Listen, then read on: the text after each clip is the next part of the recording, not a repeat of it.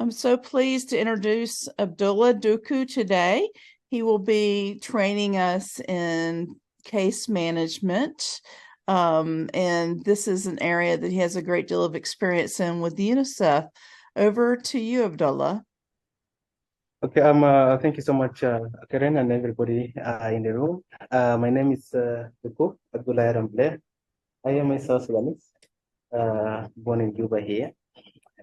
I'm going to take this opportunity to, first and foremost, extend my gratitude to UNICEF for having invited me to deliver lectures to my fellow lecturers on the University of Juba. As I shared on and on, I am lecturing also at the University of Juba, College of Computer Science and IT.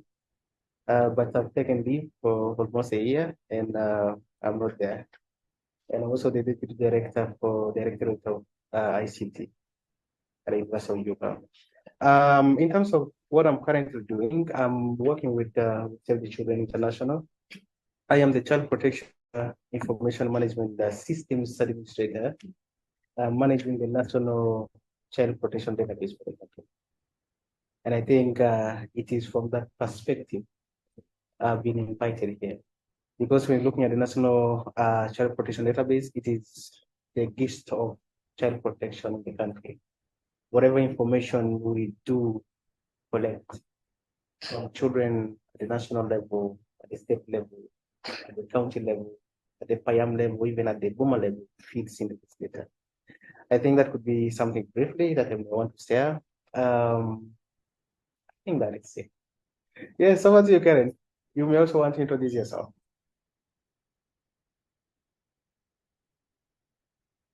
Karen?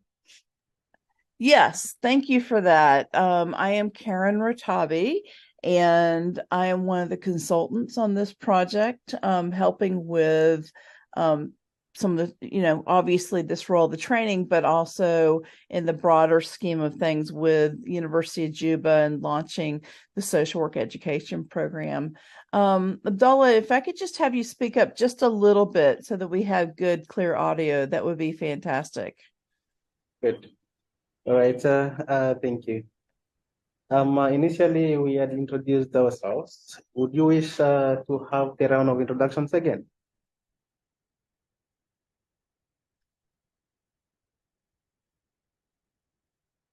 Hello?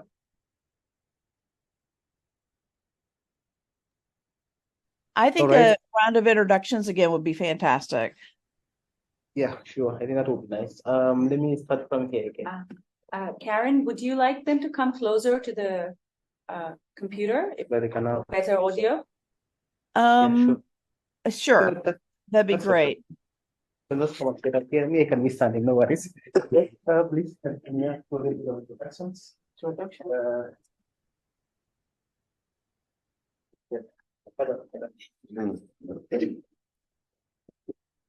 I'm called Sada Joseph Howard. I'm a lecturer in Juba University, Department of Rural Development. I'm the head department. Thank you so much. Let me have the next. Okay. My name is Grace Said Banja, University of Cuba, Department of Human Studies, under Food Science and Nutrition. All right. Thank you. Can I have the next person? Sorry. As we are doing the recording, probably the next one is your face. Yeah. It's okay. Welcome.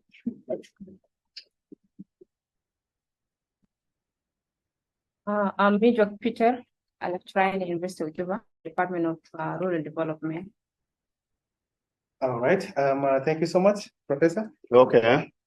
I'm Deng Alerkon from University of Juba, social work lecturer. All right. Thank you. Yes, recommend the video call. It's fast, by the way.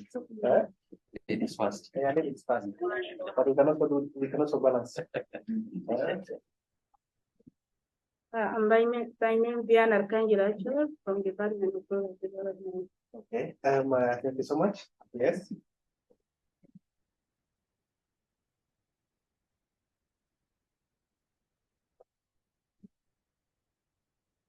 Hi, thank you very much. I'm Mr. Lokri Emmanuel Jackson, a lecturer, Department of Rural Development, University of Juba. Thank you so much, Doctor. Can I also say something? Thank you. Oh, okay, yeah. Hi everyone, I'm Lopa, and I'm here to support this program with Dr. Karen and Dr. Lacey. And yeah, I'll be joining in on all the other sessions as well. So very grateful to be here. Thank you. Thank you. Hi, I'm by the names of Kenny Henry Wani, lecturer, University of Juba, Department of Library and Information Science. Ready to be here. Thank you so much. Thank you.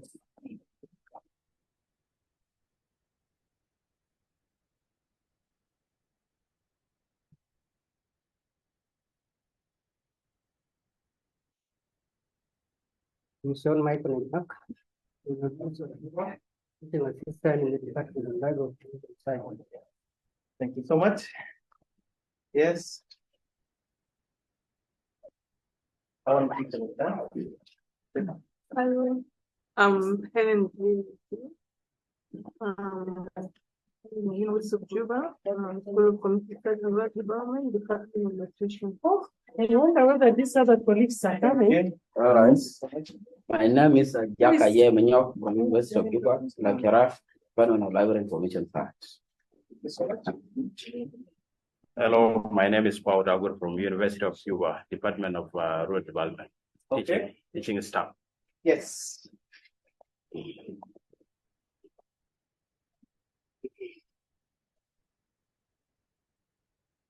Hello, my name is Samuel, teaching staff, University of Juba. Thank you so much. And I think the last one. Yes, bro. Yes. Called Dr. Victor Peter Oliver, School of Community Studies and Rural Development, Department of Rural Development, and currently serves as coordinator for distance educations. Thank you. Thank you so much, everybody, for that wonderful rounds of introduction. This is much more appreciated. Karen, there's something that you want to add. Kindly, you can add. Otherwise, we need to start our session. The time seems to be running out. There's something you wish to add? No, I think we're good to go. I'm looking forward to your training on case management. All right. Thank you so much, Karen. Once again for the opportunity and everybody here. This is not a training, I may say. We are here to say experiences.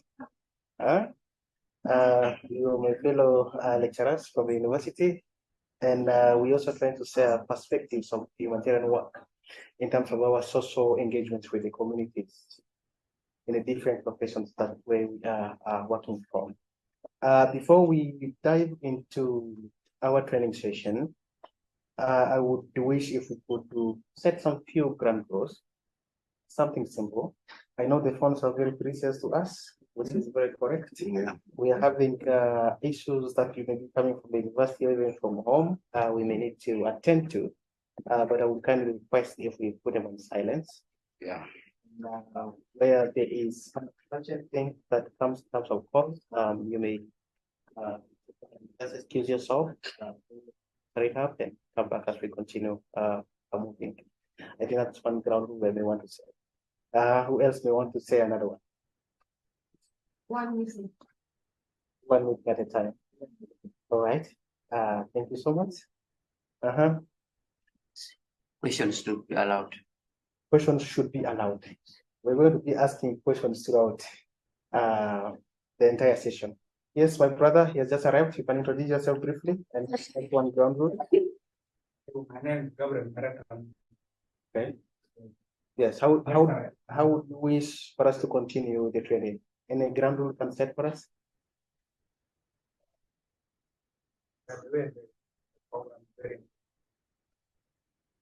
All right.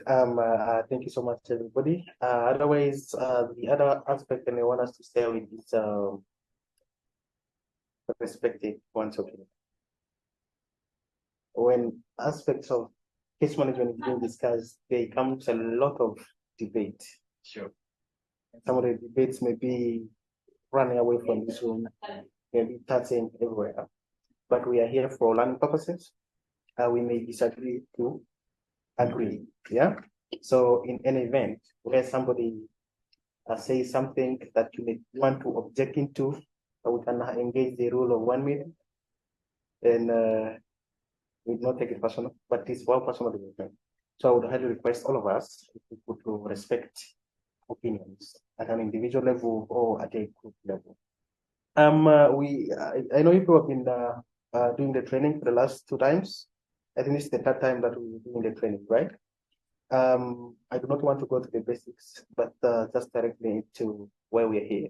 Because I've been given 3 hours, and after 3 hours, probably we may need to see how beneficial the training has been to us.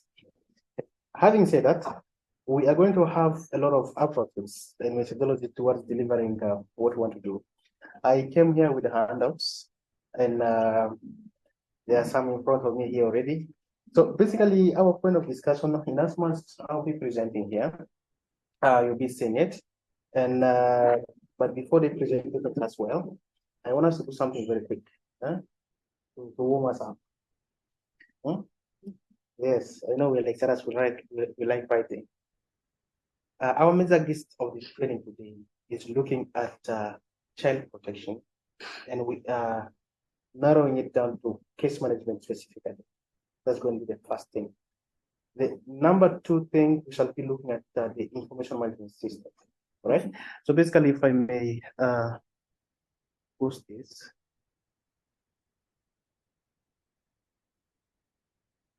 All right. The goal of our training, we're looking at 3 major aspects. The first one here, we're looking at exploring the core of child protection in the country. If you look at South Sudan in general, we are having over 137 child protection actors who are doing case management services across the country. And we want to understand, how are these people doing child protection activities? Looking at the aspect of child development that can be applied, to achieve child protection outcomes in our case management. That is going to be one of the major aim of the training that we shall be looking into. And number 2, we shall be looking at exploring the foundation of interagency approach case management and the role of child protection, social workers, or case workers. And I think that's where we're going to come in handy. Looking into the program agenda, I was trying to look through what Lacey had said. Lacey, said. And if you look at this also certificate work program, I think that's 4 semesters. And the first semester that we looked at is mostly covering aspect of child protection. And that's where we are coming from. So we need to be exploring those approaches on how case management activity is being delivered. And as we're doing case management activities, as case workers or as social workers, what is our role? Okay. What do we do? Is the second aim of the training that we shall be looking into. Number 3, we need to understand a thorough comprehension on how the CPMS Plus can be used to support and strengthen the quality of our case management activities in the country. So these are the 3 major objectives of our training that we shall be greatly looking into for the next 3 hours. The next 3 hours may not be enough, but we shall be touching the most imperative and most fundamental aspects we shall be looking into. So that is basically one thing that I want to do. Any questions before we start? Any point of clarity someone may want? It's okay. You can be able to raise your hand later. I don't have a question. I just wanted to make sure that you speak up a little bit so that we can get this recorded well. Okay. Am I too fast? All right. Village. I will try to improve on that. I normally have problem with speech, but it's okay. I'll manage to speak a little bit slower. So I think what she's saying is be louder. Be louder. That's what she's saying. Okay. Not faster. Because the trainings are being recorded. Yeah. So, like, for instance, those who are not here will be able to utilize it in future as well. All right. So we're going to start with something very simple. We shall only take 2 minutes. The work of case management, for us to always start something, you can pick one. This is a little bit of pre-test. I want to give you understanding of case management.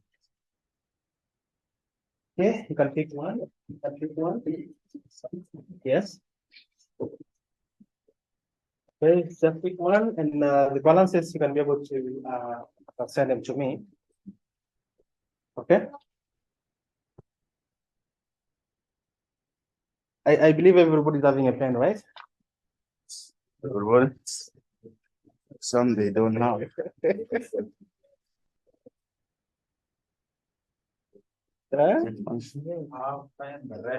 Lecturers, No. we have Lecturers should be pens, having not pens, red. huh? No, depend on the type of the clothes we are wearing.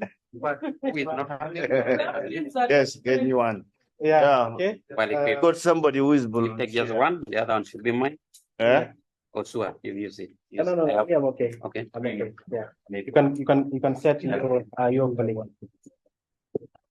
Yes. That is a pre-entry test. Basically, we can take like 2 minutes on it. Yeah. Okay. Yeah. It's not a very serious test, but just to gauge our understanding of actual protection activities in the country. Yeah. As a social worker, what is your understanding? So can we take 2 minutes? Okay. 2 minutes, okay?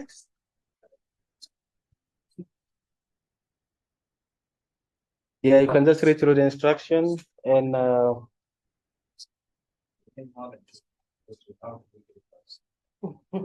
okay.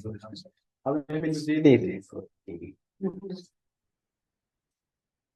All right. So we have 5 minutes. No problem. Yeah, you can write your name on top, no problem. You can put the date of today. In the checkbox there too, there is pre-test and there is post-test. So you take pre-test. Yeah, take pre-test and put your name there. Yes.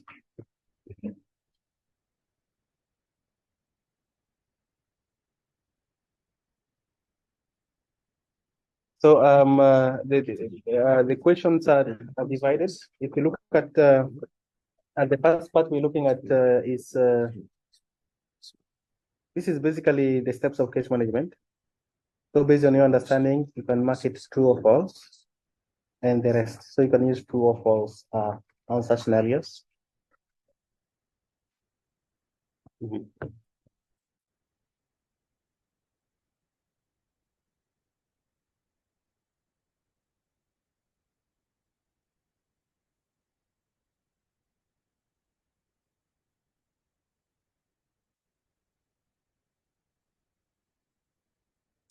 What about CPIMS stand for?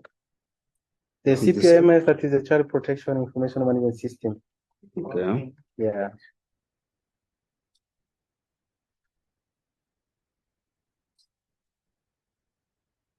You have somewhere to write. We don't have.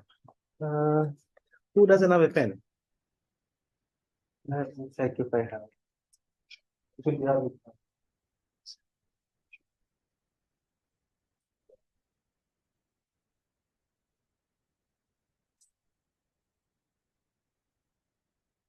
Fortunately, I have one.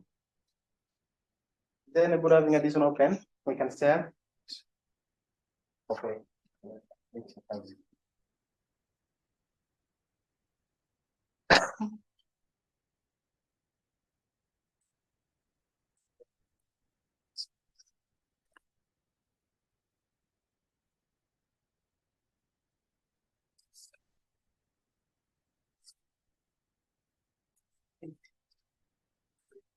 Okay, just use it like that.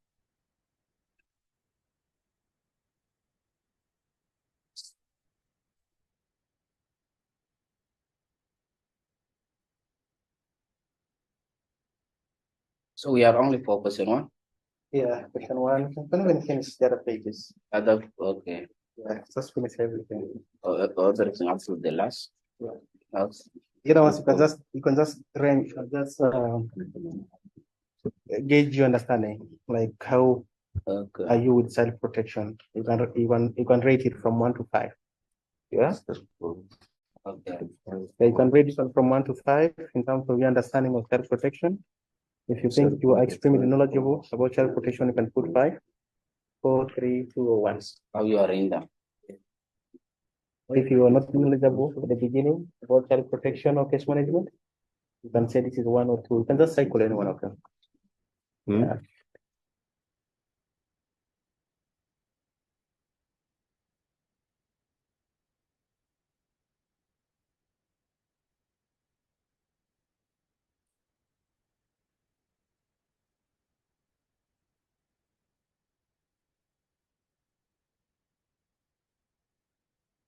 Okay, we should be finishing.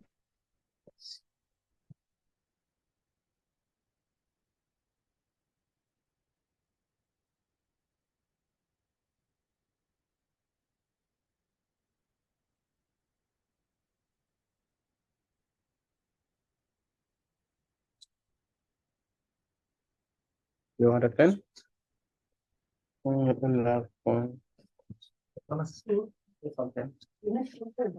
Yes.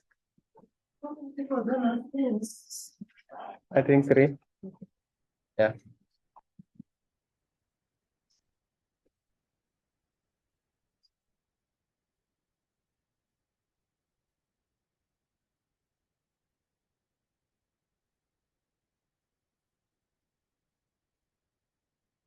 Okay. Should be finishing in 2 minutes.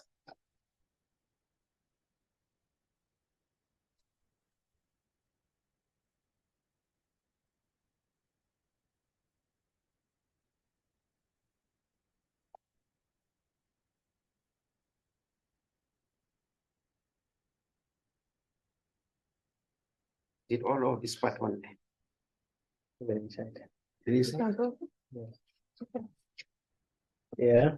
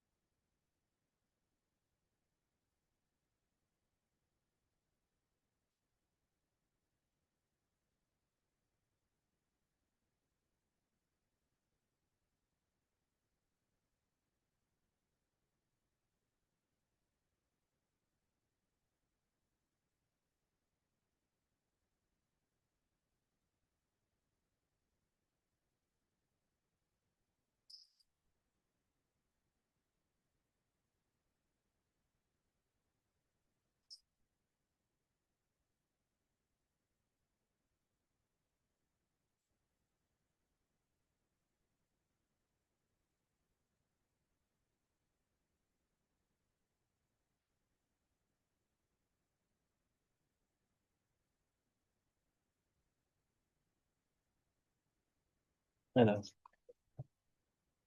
All right. Thank you so much. I think it's okay. It's fine. You can keep it there. How am I correct them later? As we continue moving, you can also be answering them if it's okay, right? So for the interest of time, allow me to go directly to why we are here. So basically, allow me to reiterate. The meta aims of this training, we basically have each of them. The first one here is we're looking at exploring the core child protection and child development that can be applied to achieve child protection outcomes during case management. That is going to be one of our major core for this training. And number 2, we are looking at exploring the foundation of interagency approaches to case management and the role of child protection social workers or case workers. The social workers or case workers, we use them interchangeably. They all mean the same thing. And the last aim, we're also looking at comprehending or understanding how the child protection information management system can be used to support and strengthen the quality of case management practices.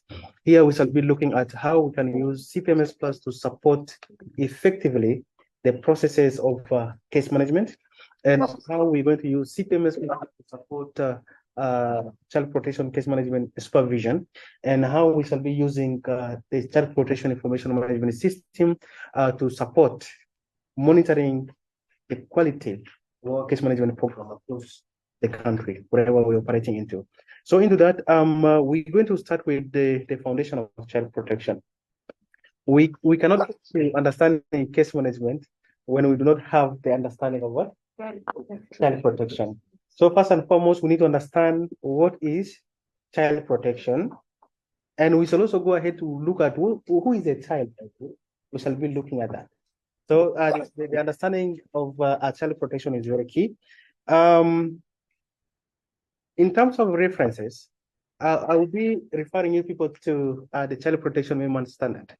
The Child Protection Minimum Standard in Humanitarian Action, this is actually the guiding document that supports child protection actors or child protection practitioners across the country. If you want to start doing child protection work, you should be understanding what is entailed inside this child protection minimum standard. This is a standard that has been developed by the Child Protection in Alliance of Child Protection in Humanitarian Action, and it has been launched last year.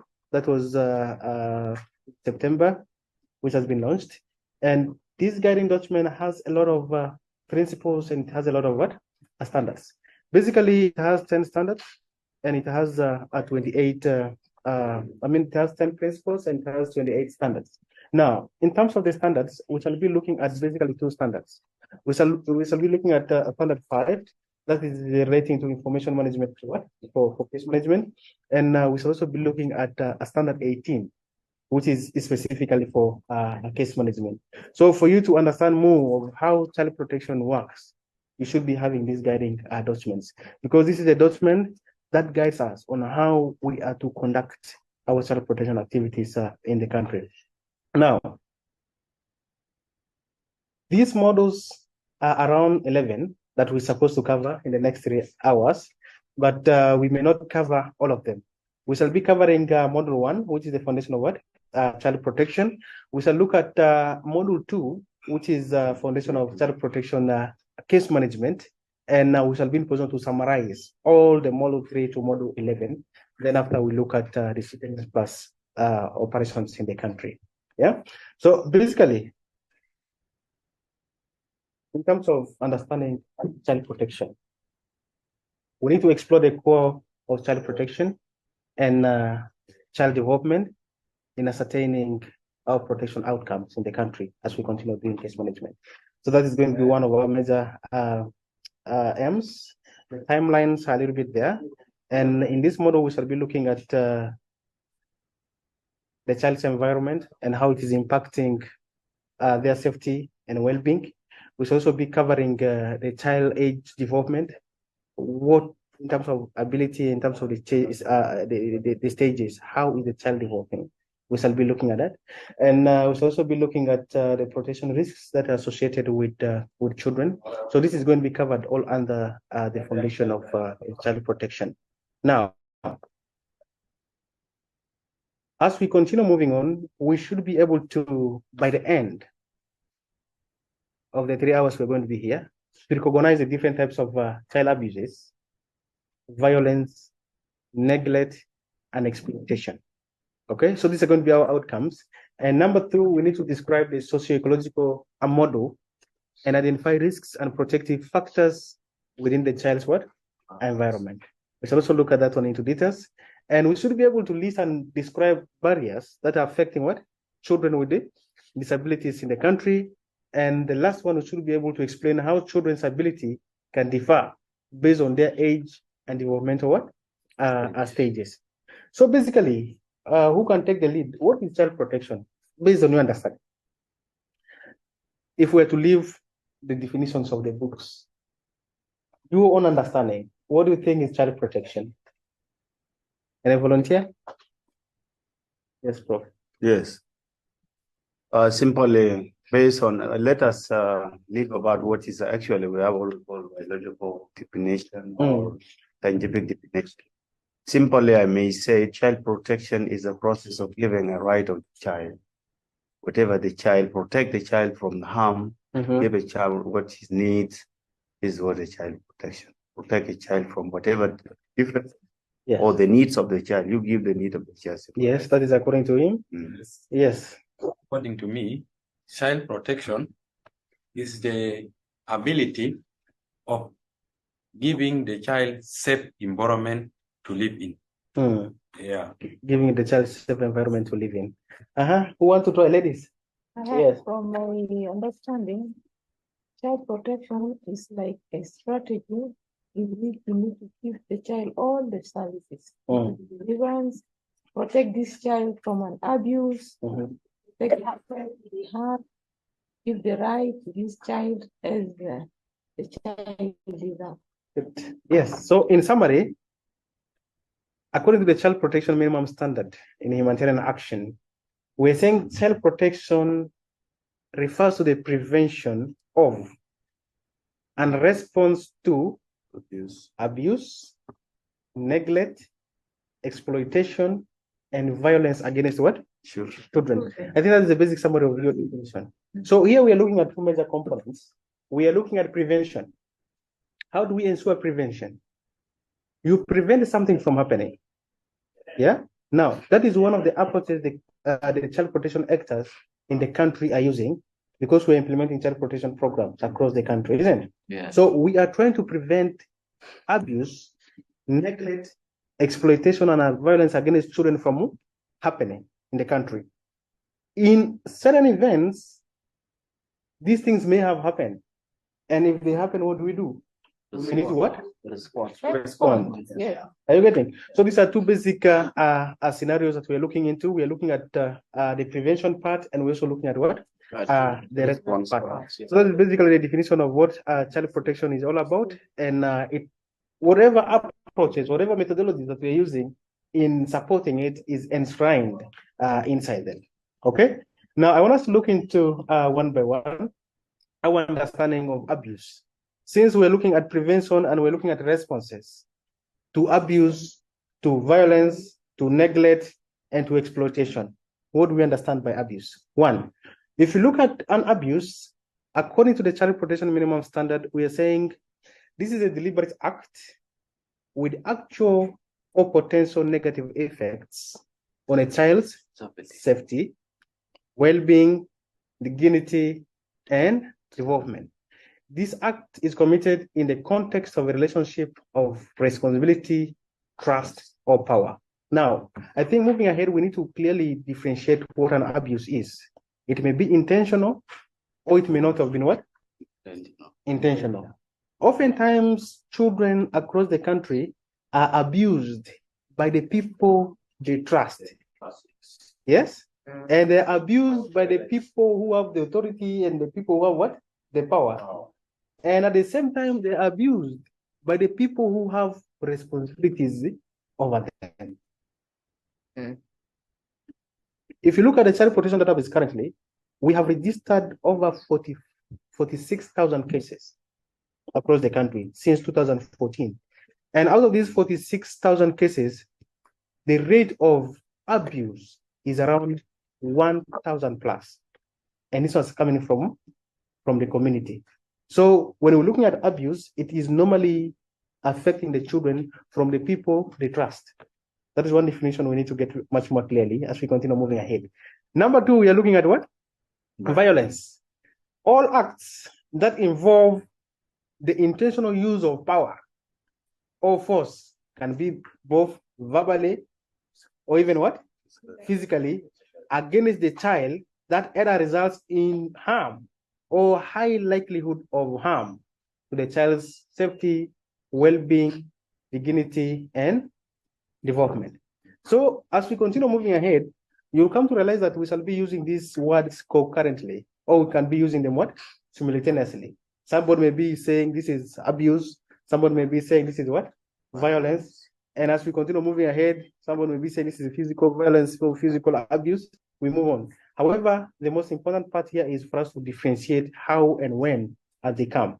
So if you look at the aspect of abuse and violence, oftentimes they come from the people who have responsibility, the people who have the powers, and the people with whom the children have trust on. And as we're looking at aspect of child protection, we'll also come to realize that in general protection, we also have these kind of scenarios. Looking at people of age 18 years and above, they're also victims of abuse, and they also be victims of what? Neglect. But for purpose of our training, we shall basically be looking at child protection, specifically from the age of 0 up to the age of what? 17. Because according to the Child Act for the Republic of South Sudan 2008, Section 34, it defines clearly what a child is. That any person who is below the age of 18 years. And these standards are aligned with the United Nations Convention on the Rights of Children. Okay, so this is where we're adapting our standards. Now, if you look at the common types of abuses, we are having basically 3 different types of what? Abuses. First and foremost, we're having physical abuse, or there is physical violence. We can also be having sexual violence or sexual abuse. And we can have emotional abuse, or we can have emotional what? Violence. Now, when we're talking about physical abuse, we are saying this is the use of violent physical force to cause actual or likely physical injury or suffering. Now, this is the extent somebody goes physical. Maybe you can get something and you hit somebody, okay? You can burn somebody, take him or her hard. You can burn somebody, physical torture. These things are all over the country. Across the 10 states and the 3 administrative areas, these things are happening. Yeah. So those are scenarios and those examples that we can be citing into. Number 2, we're looking at sexual what? Abuse.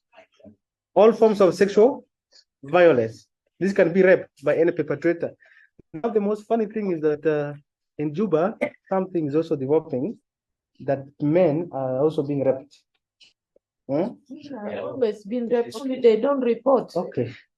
Yes. Yes. They don't report. They don't report. Yeah. Men are being what? Being raped. Men are being raped. Yes, they don't report. A more noticeable example was the one of January in Yambio, where a 14-year-old boy was raped by 7 ladies. Yeah. So you see, the things are changing. Previously, people used to think that it is ladies who are supposed to be what? Raped. But that isn't the case. When we're talking about sexual abuse, rape cross-cuts every gender. Yeah. So it is one example of sexual abuse we're looking into. We're also looking at sexual exploitation. When you sexually exploit somebody, now this is much more common, let's say, maybe in the humanitarian work, even in the government offices. Yes. Maybe someone comes looking for a job and is very desperate and say, okay, fine, I'll be giving you this job, but probably you may need to pay for something. That is sexual exploitation that we're looking into. And we're also looking at indecent touching. Yeah? Depending on the places where we are, some of the touches that we do are not recommended. And they can amount to sexual abuse. Yeah. And then we're also looking at exposure to sexually explicit language towards what? A child. Even a colleague. Yeah, you cannot why in public. Are we getting the point there? Yes. That can have a case. It also depends. There is a case. Yeah. So the kind of language that you use to children or even to your colleagues at offices or even at home. Now, one common thing that is coming up is what we call grooming. And this is more common on social media. Maybe you get somebody online and you try to seduce this person online. And maybe you probably send for me your pictures, do this one and do this one. You see, you are trying to sexually abuse this person. Yeah? Yeah. But sexual abuse can be justified based on the occurrences. Yeah? So sexual abuse is one form of abuse that we are looking into. And the third aspect we're looking at is emotional abuse. This is humiliating or degrading treatments. Yeah, naming people, Buras, Abujere. You know these names that we use normally in the offices, even at home. Sometimes when you try to humiliate somebody or when you try to degrade somebody in another nature, that one amounts to emotional abuse. So we are trying to expand the definition of child protection. Yeah, looking at the 4 different aspects that have been looking into. Now, neglect and exploitation are also one key examples that we may need to be looking into. If you look at neglect, we're looking at the intentional or the unintentional failure to protect a child from actual or potential harm to their safety, well-being, dignity, and development, or failure to fulfill the child's rights while having the clear responsibility for well-being of the child and the capacity, its ability, and the resources to do so. Now, this one looks at very many categories. Last week, we registered a case of a child who has been abandoned in Mundri, a child of 9 months. And the police reported the child was found on the road. Now, that child has been abandoned at the same time has been what? Neglected. They said the parents of that child are running away from their responsibility. It may have been intentionally done. Yeah? Because as a parent, you have responsibility, given that you also have the resources to take care of this child. But out of your intentions, which are maybe well known to you, you may decide to neglect your responsibility. So in child protection, we also do consider that one so much as we continue our operations in the country. And the last aspect we're looking at is exploitation. Yeah, when an individual in position of power and a trust takes attempt to take advantage of a child for their own personal benefit, advantages or gratification, or even for benefit. This personal benefit may take different forms, like physical exploitation in terms of child labor and all that, the sexual exploitation, maybe financial or material exploitation. It can even be social exploitation. Now, other things also coming in. We're looking at the military and the political exploitation. When children get recruited into the army, Very young. they're being young. We are having cases of children associated with armed forces and armed groups. Very many of them, which is being worked upon in the country. Now, those children are being exploited. And how are they being exploited? Because if you get a child of, let's say, 5 years, this person cannot be able to carry wisdom. The person cannot be able to carry what? AK. But they can use this child maybe to spy, isn't it? And at the end of the day, the child may be exposed to risks. The ladies who have been taken into the armed conflicts, probably they're being used for sexual purposes and all that. So these are justifications of our definition for child protection, where we're looking at the prevention of or response to abuse, neglect, exploitation, and what? And abuses, yeah, and violence. So that is basically. Before you go ahead, I want to ask a question on neglect. Okay. You talk about abandoned children, especially the destitute children. Most of the women sometimes they have unplanned pregnancy. Sometimes they can get pregnant, child default while they are cover area. At the time exactly for her to deliver, she may even squeeze herself out and deliver outside and put the child on the garbage. So you said that child, which has actually been left there, very small child, is it a child neglect or I want to differentiate from here. Now, because the child is being born by the mother, and the mother actually doesn't want that child. It's unplanned child. Okay, that child is abandoned. Yes. And at the same time, the child is neglected. Yes. You get the point, huh? The child is neglected because the mother has not taken the full responsibility to take care of this child. Yeah. But as we continue moving on, we are going to see our parental responsibilities as social workers. Social workers. That is where I was about to drive on it. And that is, I'm already understood. Let's go ahead. No problem. Yes, another question? Okay. Yes, before we go ahead. Yes. You talked of children being recruited or a child being given an assignment beyond his or her age without his or her consent. Is that falling under child neglect or exploitation? Now that is going to fall under exploitation, because if a child of 8 years old and you request this child, let's say, to carry a 20-liter jerrycan, that one is exploitation in terms of child labor. But it's okay. They are ahead of the discussions. As we continue moving, we shall be able to also can fall under the child abuse too. Yes. Yeah. So you come to realize that all these forms of abuse, all these forms of violence, there's a difference between exploitation and child abuse. Exploitation, someone may get benefit out of what he's doing. As an individual, I may exploit the child. That exploitation, we mean I'm getting benefit out of the child. Exploitation, I mean an abuse, The child may suffer even if I'm not even getting any benefit out of it. Very well. Yes. What about leaving the child with young children?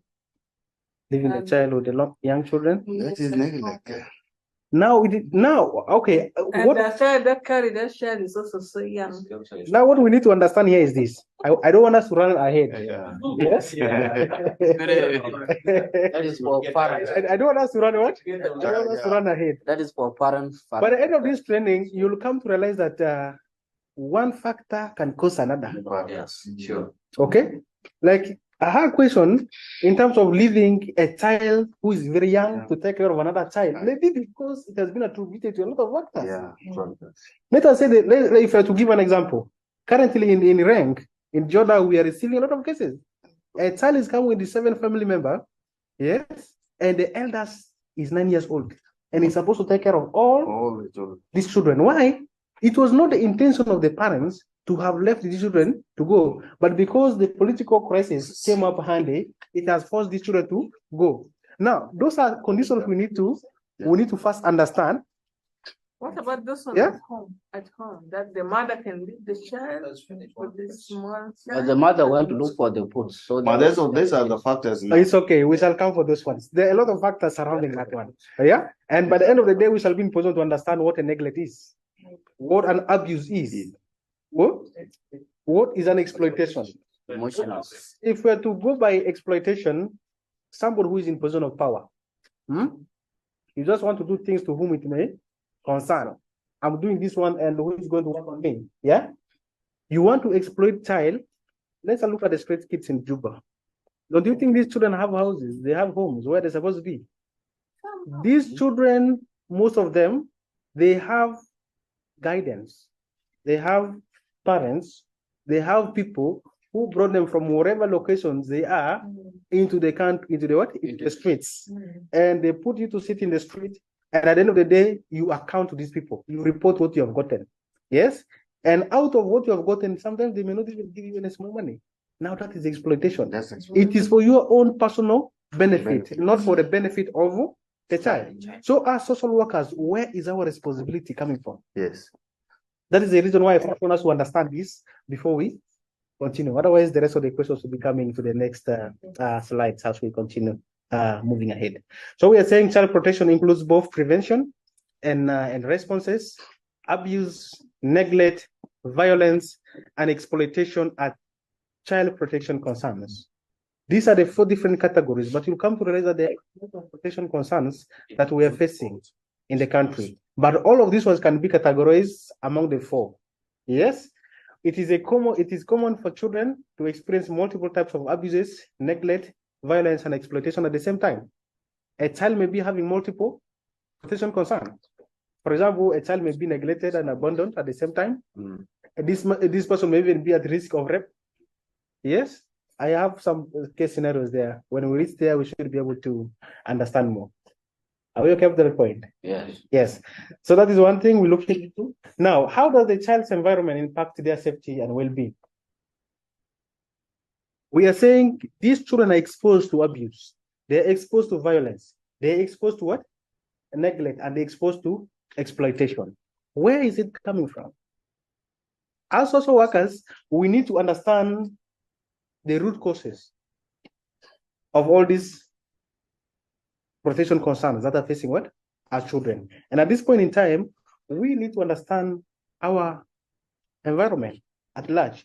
This is the ecological model. We call it the protective ring of what? Circle, or the ecological model. In child protection, every activity we do put the child at the center. We work for the best interest of the child. And for you to understand what surrounds the children, we need to be having this. We're saying the child is in the middle of our operation. And this particular child is surrounded by the family member. Are you getting? We're having the child here. Okay. This particular child is surrounded by what? The family. The family member. And this family member may include the father, the mother, the close relatives, not the far ones. The close what? Relatives, the brothers, the sisters, and all that, the siblings, those ones which are closer to this. Yes. And then after the family, we are having the community. And who are the community? Now we are trying to go outside our home. Yes. Maybe we're having our neighbors. You getting it? Yes. We're having our neighbors, and probably even those distant what? Relatives. They form part of the community. Yes. And the other, we're looking at the society. And what the society?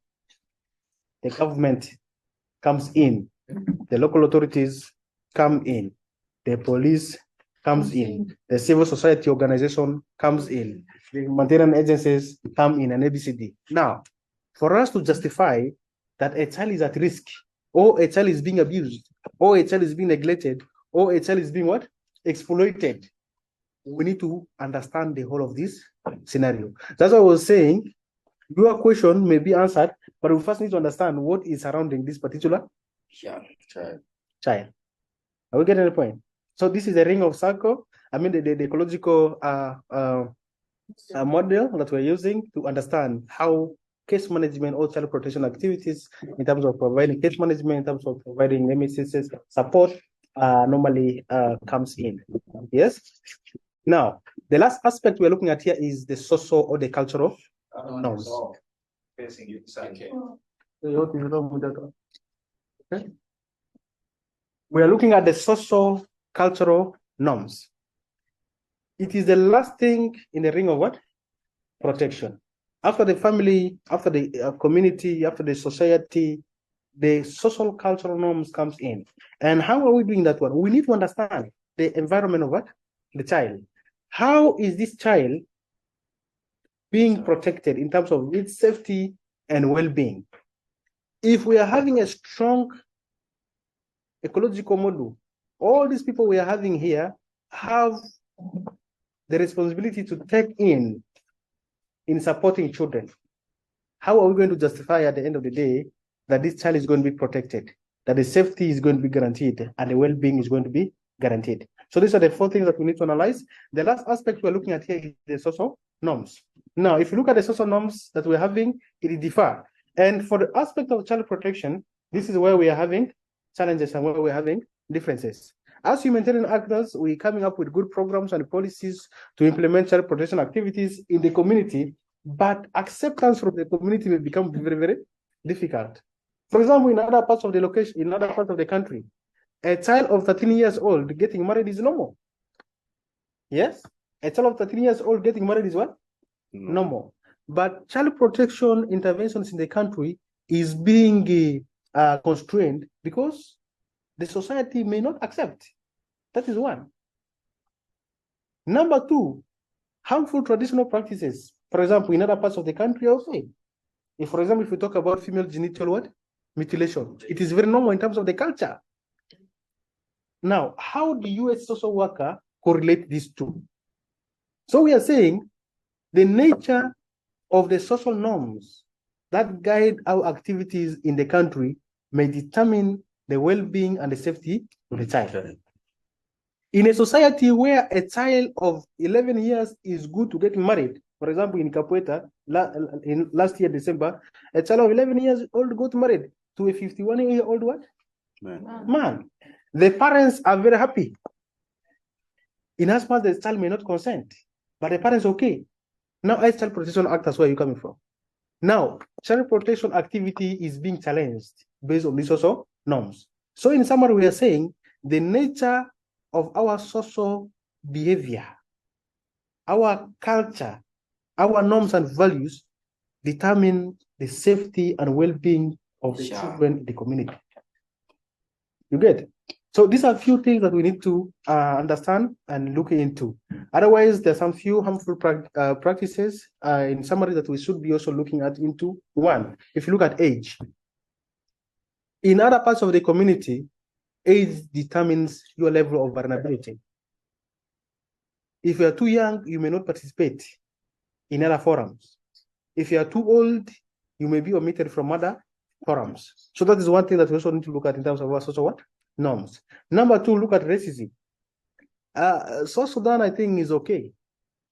There's 64 different tribes in the country here. They're not that bad. But in other locations, other tribes may not sit in the same table with others. Yes? That is one thing we also need to look into. Number three, we look at your ability to perform. Now, this is where the disability people come with, people with disabilities. Okay, in fact, in South Sudan, we don't have races. But suppose it's stock tribes. Nepotism. Yes. Nepotism. No. Tribalism. Do you know what I mean? When I'm saying we have to, racism is not with us, but racism should be stock tribes. Yeah, tribes immediately, that's where we differentiate ourselves. Now, other tribes look better than the other tribes. We need to, it's like when we are replacing the way we need to look at this context. Yes. We need to look at this context. South Sudan is not only for South Sudanese in the country here. Yes. Eh? In the country here, we have a lot of nationalities. Yeah. And as you continue moving around the town, you'll come to find few things which are coming. In as much it is a 2% rate, but we cannot rule away the fact that it is there. Yeah. Yes? But in terms of our service provisions in the communities, which are 99% for the nationals, yes, the aspect of racism may come in where we are dealing with cases maybe from other nationalities. We do register these cases and they are there. I can attest to that in Central Equator, in Western Equatoria, went to Yambio. There was an Ambroro person who was gotten, and how the child is being treated, you can also see that is not good. Yes? Now, that one goes beyond tribalism. Because he's from different race, he's being treated badly. But at the same time, tribalism in the country is very rare. Yes. If you do not belong to a certain tribe, you may not even get services. Yes. And this is the most common thing, which is what? Yeah. Happening. Not only to others, even to children. Yeah? So those are things based on our social strata that we need to look into. Number three, we're looking at the aspect of sex. Now, the current contemporary activity which is coming in, we're talking about is what? LGBTQ. If you have a mention of LGBT in the country, you may be, somebody may move away from you. But in other countries, LGBT is what? Very normal, isn't it? So our social understanding of the contemporary life determines the safety and well-being. Now, if you go to Uganda, because they have passed a law, an LGBTQ person is going to be what? In prison, isn't it? For life. So, assuming you are having a child who is below 18 years old and is in Uganda, but this child decides to be an LGBT, don't you think that this person is the safety and the well-being is already compromised? Yes? And as social workers, what are we supposed to do? Homophobia. I think in the country is not happening that much. But if you look at this aspect of class, social strata, where you're having the low-level people, the high-level people, there are some locations you can go, the others you cannot step. Yes? So all these forms our social class, our social norms. It forms our social activities that we do in the country. Based on this, we can be in a position to justify and determine if a child is safe in terms of his safety or in terms of what? Well-being. So as case workers or social workers doing case management activities in the country, it is our responsibility and it is our mandate to first analyze the whole of the environment in which the child is operating. Yes. Hope we're beginning to answer your questions. Yes. Okay. All right. So basically, if you look at the society and the community where the child is growing in terms of summary, okay, this is, I wanted to give you for you as an example, as an exercise, but looking at the time, we may not be able to really capture this enough. The 3 hours here is okay, but we may need to look into. Now, for us to understand the nature and power of how children may be safe or unsafe, we may need to understand the power of the will. This is the power of the work. Here we're looking at people who are in privilege, people who are in power, and people who have what? The advantages. And at the same time, we're also looking at the people who lack the power to say something, the disadvantaged people, or the people who are what? Under oppression. The whole of this analysis is what is currently even happening in the country. When you understand this power of work, you'll be able to justify if the environment where the child is staying is safe for him or for her. If the well-being is compromised or if the well-being is not what? Compromised. For example, let us take a look.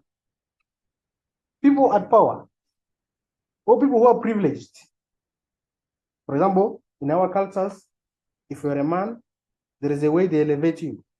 Your level is what? High. High as compared to Woman. What does that one mean? It means that the human race is already compromised, isn't it? And you may be at risk of any other thing which may come. Let us look at people with light skin. If you go to Western Equatoria, everybody is brown, white, and you are from another location like me, you are black. There is a way they can what? Differentiate you. Say, let's pass that with this Kawaja. And the rest will what? Will come later. Yes? If you're able-bodied, in South Sudan, people respect people who are rich. They begged it. They give them full respect. You have money, you don't have money, the respect is automatic. Even if you have money, you don't have money, but can it as a good kid? They cannot even respect you. All right? So what does that mean? It means this particular child may be at a risk of either abuse, neglect, and the rest. Yes? Let us look at the level of education. Someone who is educated and someone who is not what? Educated. Let us look at the status of our settlement. Internally displaced people, returnees or refugees can never be treated the same as the host what? The host community. Because of some privileges that they may be limited into. Yes? Ethnic minority. So these are the people who may be having power and the opposite remains what? The same. So in our communities as social worker, when you understand these settings in our cultures, in our norms, in our societies, we should be able to justify if there is a risk of intervention for child protection activities that we should be addressing and looking into. Otherwise, we're saying the socio-ecological model helps case workers assess protective what? Factors and assess risk factors. We shall be looking at the protective factors. So as a social worker or as a case worker, it is your mandate to first understand your environment. Based on your environment, then you can be in position to say, okay, fine, we're having a problem here, this is how we're supposed to intervene. We're having challenges here, and this is how we're supposed to intervene. So in the humanitarian world, this is exactly what we do. Yes, just last month, the humanitarian response plan has come out for 2024 because there was inter-sectoral needs assessment that has been done. These are the things that we are looking into, understanding where the child is coming from. However, we're saying negative social cultural norms can enable environment of abuse. Where you're having a lot of negativities, a lot of, let's say, lack of support probably in every other aspect. Aspects of abuse, violence, exploitations, and neglect may be positioned to come into. The last aspect we're looking at here is individual characteristics can provide privileges, power, or advantage, or cause operations. That's like how we look into the power of will when analyzing the protective environment. So the whole of this, we're trying to understand what is child protection. Okay? So it is not only the definition that you may think, we need to go into details to understand how we intervene and what approaches we normally use when we're doing case management activities in the country. Okay, so that is basically understanding the child's environment and where we are and how we are supposed to intervene. The other aspect I want us to briefly talk about here is the development stages and abilities of the child. After understanding the socio-ecological model of the child, Now you also need to come back at the child itself. How is this child? How are you supposed to treat this child? How are you supposed to respond to services? For a given child, let's say we are having a toddler, we are having an infant, we are having an adolescent. How are you supposed to address this? Are you going to address an adolescent or a teenage person the same way you're going to handle somebody who is a toddler? Or you're going to handle a toddler the same way you're going to handle an infant? Those are things as social workers need to understand. And this is where we are having the 6 different hierarchies of development, which we need to be looking into. 1, we're looking at the infancy level. The case management of child protection activities we are doing across the country start from 0 years up to 17. And all these age categories may need different services that we may need to provide. Infancy level, let's say from 0 to 18 months old.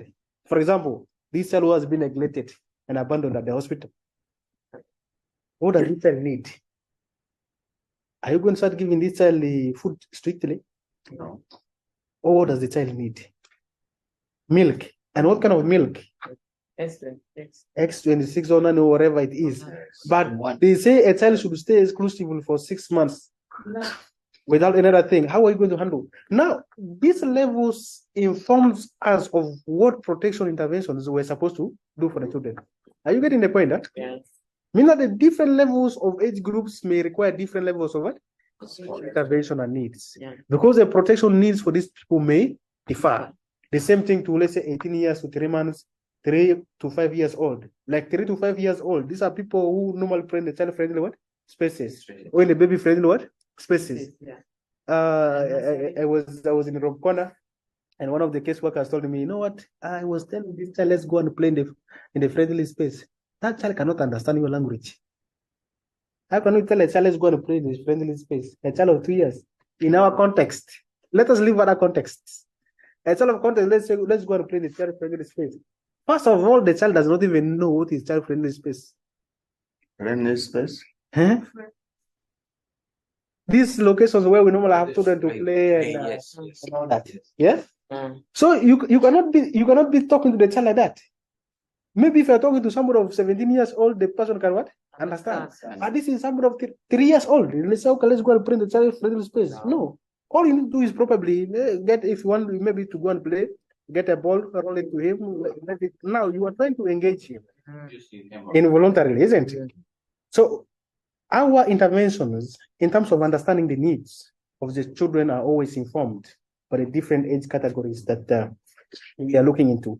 And the most important thing, these different age categories have 4 major development stages. Physical development in terms of cognitive development, in terms of emotional development, and in terms of social language development, cut across. Now, if you look at the context of South Sudan, it is going to be a little bit different. In South Sudan, we are saying a child can only be able to give a consent when it's above 18 years old, isn't it? And our definition of our definition of a child is someone who is below what? Below the age of what? 17.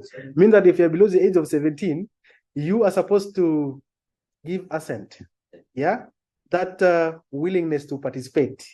Yeah. But somebody else is supposed to give for you informed choice, informed consent, isn't it? Because we believe that you may not be rationally aware of the decision that you're going to take. So as child protection actors or social workers, we need to understand these nitty-gritties. Because in one way or another, we shall be involving these children to participate in our activity. Remember what I was saying at the very beginning? Child protection activity, in as much as it is community and family-based, but it's child what? Centered. The child should be in the middle in the discussion of everything we do.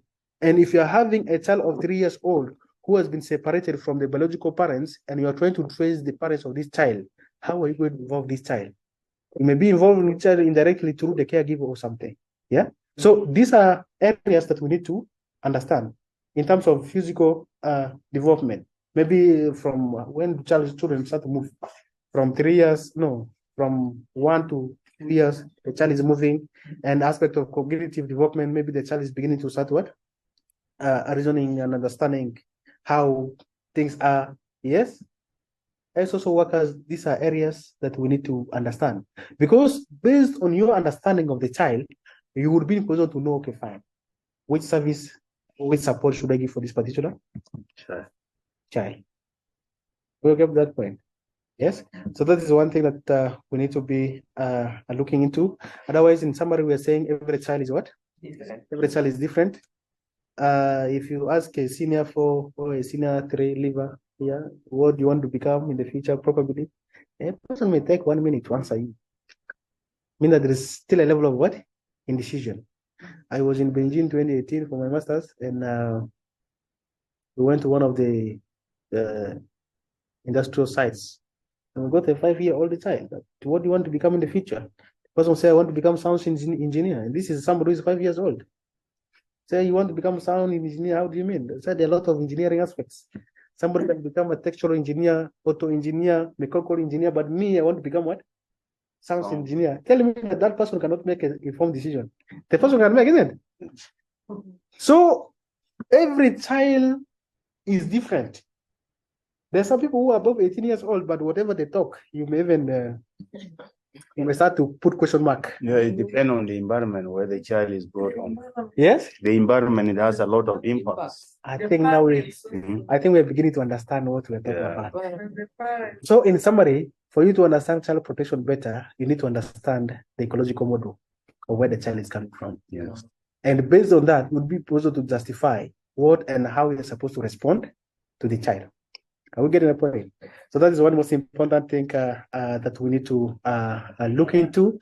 The other aspect that I wanted to cover up here is in terms of disability and probably impairments. We're looking at physical impairment or visual impairment because these are areas which in one way or another also make the child vulnerable or at risk. If a child is physically impaired, is this child at risk or not? It depends. Because sometimes we say disability is not inability. Yeah? But in the community, they may say for you, if you're disabled, class, your issues are what? Finished. You may just need support of what? Somebody. So as child protection actors, these are areas that we're looking into. Lately, we are having a holistic inclusion what? Programs which are coming into. Because our colleagues who may be disabled may feel that they're being neglected in one way or another, but as case workers or social workers, how do we bring these people back to the community? How do we bring these people back from aspect of stigmatization and trauma? Yeah, we shall be looking into that. I think probably Brandon or another person will be covering. I don't know if it's Lopa, MSPCS. I think there is a component of MSPCS that's supposed to be covered as well. Yes. That will be another time. Yeah, so when you come there, how people are going to deal with this one, you'll be in position to understand during that point of time. Okay. Now, okay, this is still under that.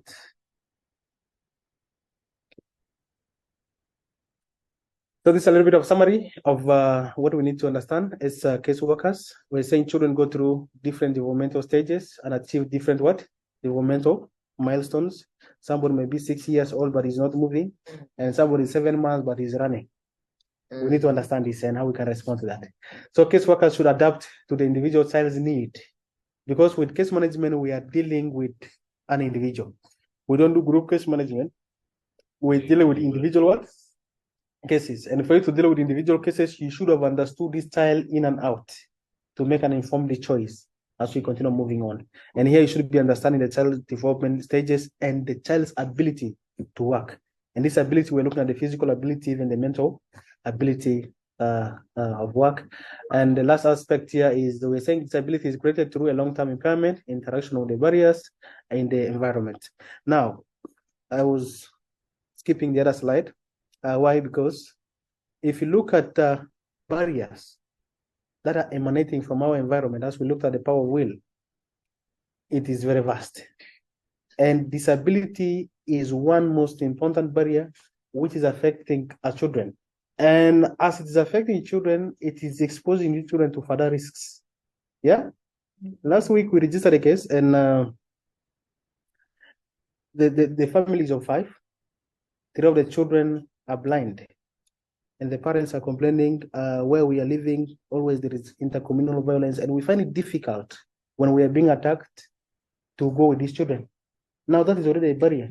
Mean that these children are exposed to actually more harm than another child. And I'm quite sure there's also disability whole inclusion package in this training.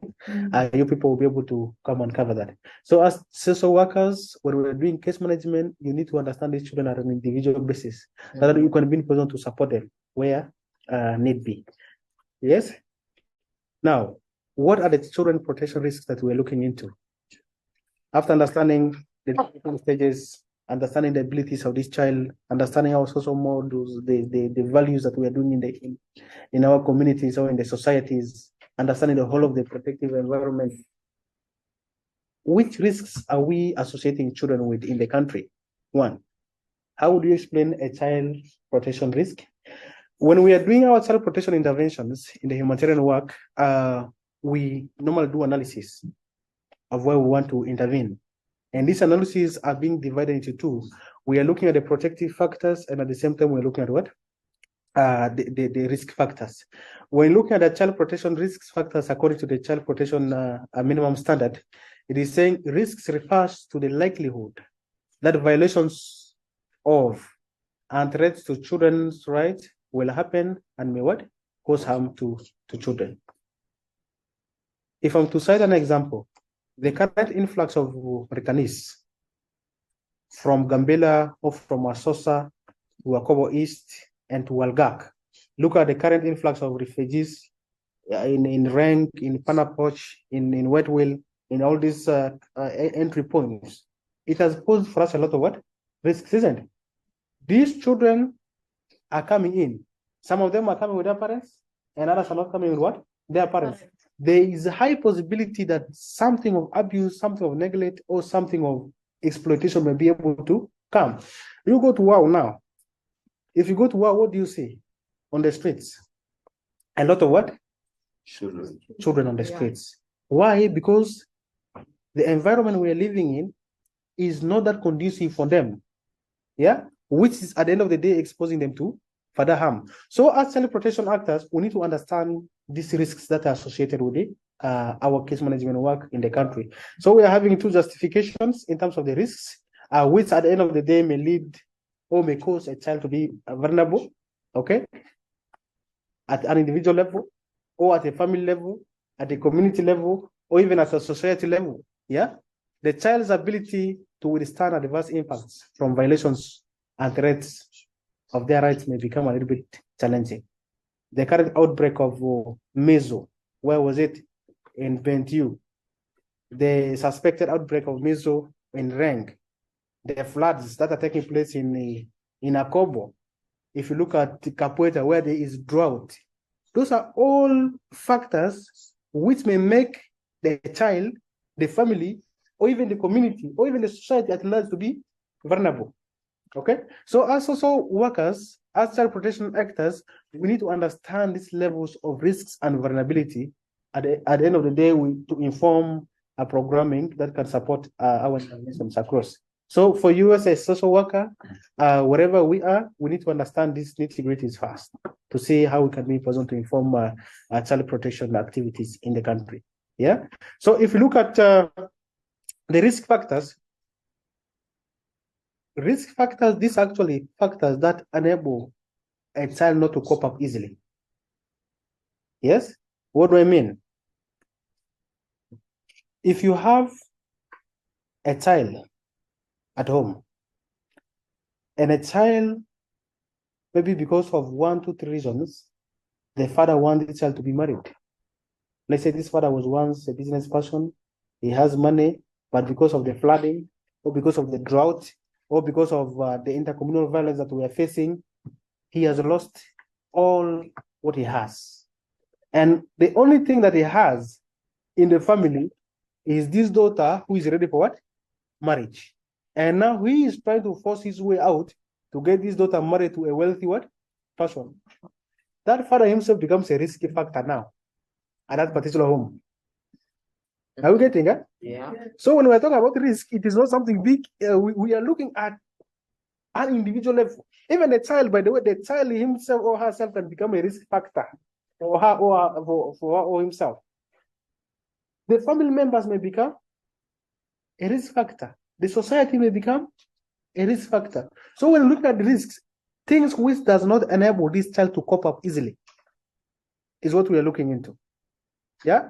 As we look down there, we're going to see protective factors, mechanisms which enable this child to cope up easily with stress or shocks of any event that may have what happened. So when we understand child protection, we need to look at these risk factors, which at the end of the day will justify for us which protection concerns we're supposed to deal with. And if the protection concerns that we have, we shall be in position to analyze which levels of vulnerability this particular child is what involved into.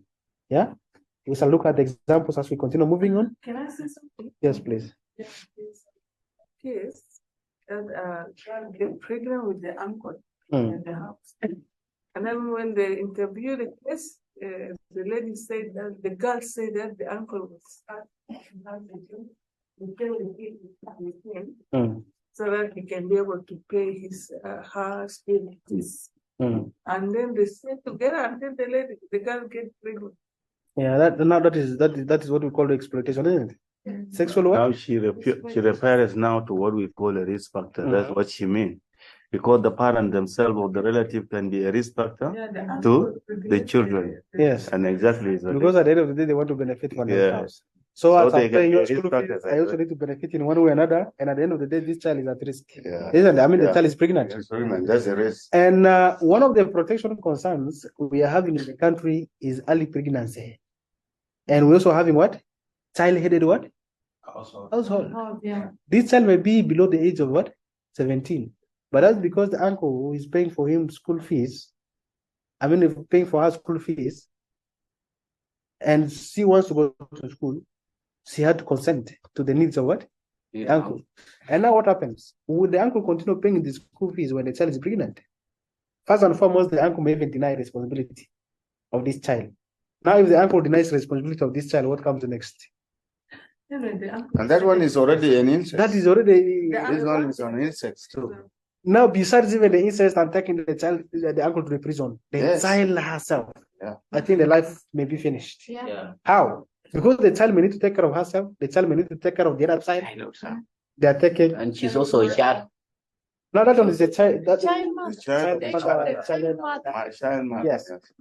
Yeah. So when we're looking at these risk factors, they are cutting across. And as social workers, when you understand the ring of protection, right from how and who surrounds the child, and with whom this child is being surrounded with, we need to understand. The normal tell if you are surrounded by friends, you need to first evaluate these friends, because at the end of the day, they may start abusing it. So in the family, that's why we're saying the safest place for a child to grow is with the biological parents. You may be growing in the home of your auntie, but how you'll be treated may not be the same way your parents may have what treated you. Okay, so these are few things that brings us to understand the risk factors that are associated with our interventions as we move on. Now, when you're looking at resiliency, this was bring us to the protective factors we are looking at. The children's ability to overcome and recover from damaging effects of adversities. These adversities can be very many things. The intercommunal fighting that we're doing, we are witnessing, the droughts, the flooding, okay, which is causing a lot of issues as of now, may become traumatizing. Yeah, but if this particular child is able to cope up, is able to manage, then those are protective what? They attribute ourselves to be in terms of protecting the children. And as child protection actors, how do we look into this? If you look at UNICEF, for example, or if you look at Save the Children, we are having a lot of intervention plans. Like if you go to the transit center now, we are having cash-based what? Assistance. Maybe someone who has been displaced, he has come up with nothing, but we are able to give this person, let's say, an amount of money to start from there. So those are protective factors that we're looking at. So the services that us agencies will provide becomes a protective factor for this one particular child. And if this child, for example, is even separated from the biological parents, but has gotten a very supportive relative or uncle, then that one becomes also what? a protective factor. So basically, we're looking at the ability of the child to overcome and recover from damaging adversities in terms of health, in terms of development, in terms of their well-being, is the resilience programs that we are looking into. So as child protection actors in the country, these are a few things that we normally undertake in seeing how child protection activities in terms of case management normally comes up. Yeah, and so in summary, if you look at our protective factors, yes.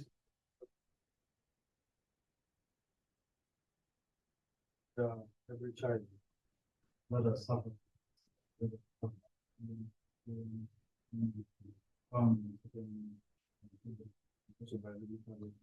Now the resilience programs we are having here are very many, but looking beyond that, as an individual child, okay, take yourself for example. If something had happened, how were you able to cope up? If I take us back to let's say 2000, the crisis we used to have, 2013, 2016, how were we able to cope up? Every person had different ways of what? Coping mechanism. Cutting up, isn't it? Yes. The government itself was supporting agencies, isn't it? The humanitarian actors were doing their work. The field of academia were doing their work, all to empower us to cope up, isn't it? Yes. Now, how we decide or determine how a child cope up in terms of shocks from flood, from violences, or from abuse, or from the neglects that the child has witnessed is determined by a lot of things. The CAS water program that we're implementing now maybe supports the caregivers, the vulnerable caregivers, to take care of this child. If we're able to give you, let's say, a cash of money of, let's say, $100, and if you use this money to start an income generating activity, yeah, at the end of the day, the profits that you get from this business, you can be using it to support the needs of this child, isn't it? The child can be able to get medication, the child can be able to get food, the child can be able to get clothing, the child can be able to go to what? To school.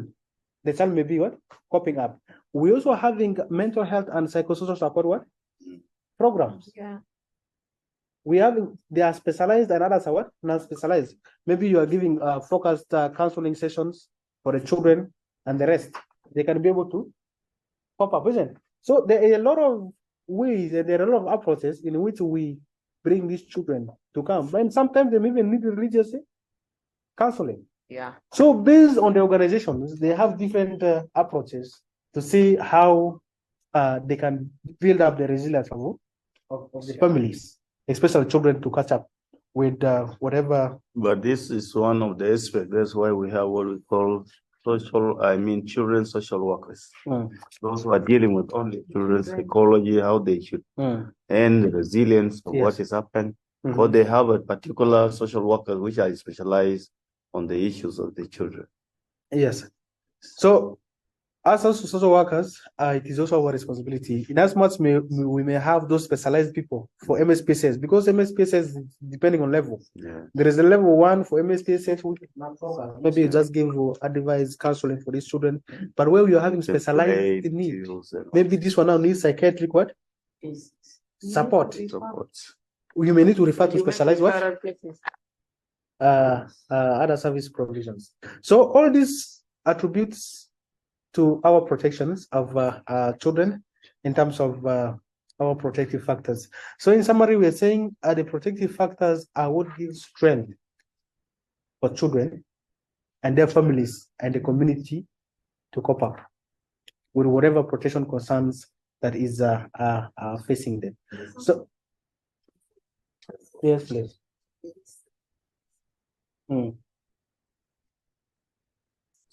Early exposure of children to social media. Even these cartoons, early age. Yeah. It also still depends on before even reaching 3 years. It stage of development. It still depends on the context. if we're exposing children to, let's say, social media platform, a child of 3 years old, there is a program that is specifically designed for them. Designed for that child, yeah. Yes, there is a program specifically designed for what? Those programs. So as families, or as the community, or as the society at large, if we are to keep up the moral virtue in saying how social media impact on children's life and become, you are having educational programs which you can enroll children to, which at the end of the day may increase awareness to the children. They could find, if I need services for this one, I go to this particular area. If something is happening, I need here. For example, if I'm to give an example of mind risk education, where we're having a lot of data outside there, a lot of landmines and a lot of everything. If you expose these children earlier, so you see this particular glass, if you find it, please don't touch it because this is dangerous. Yes?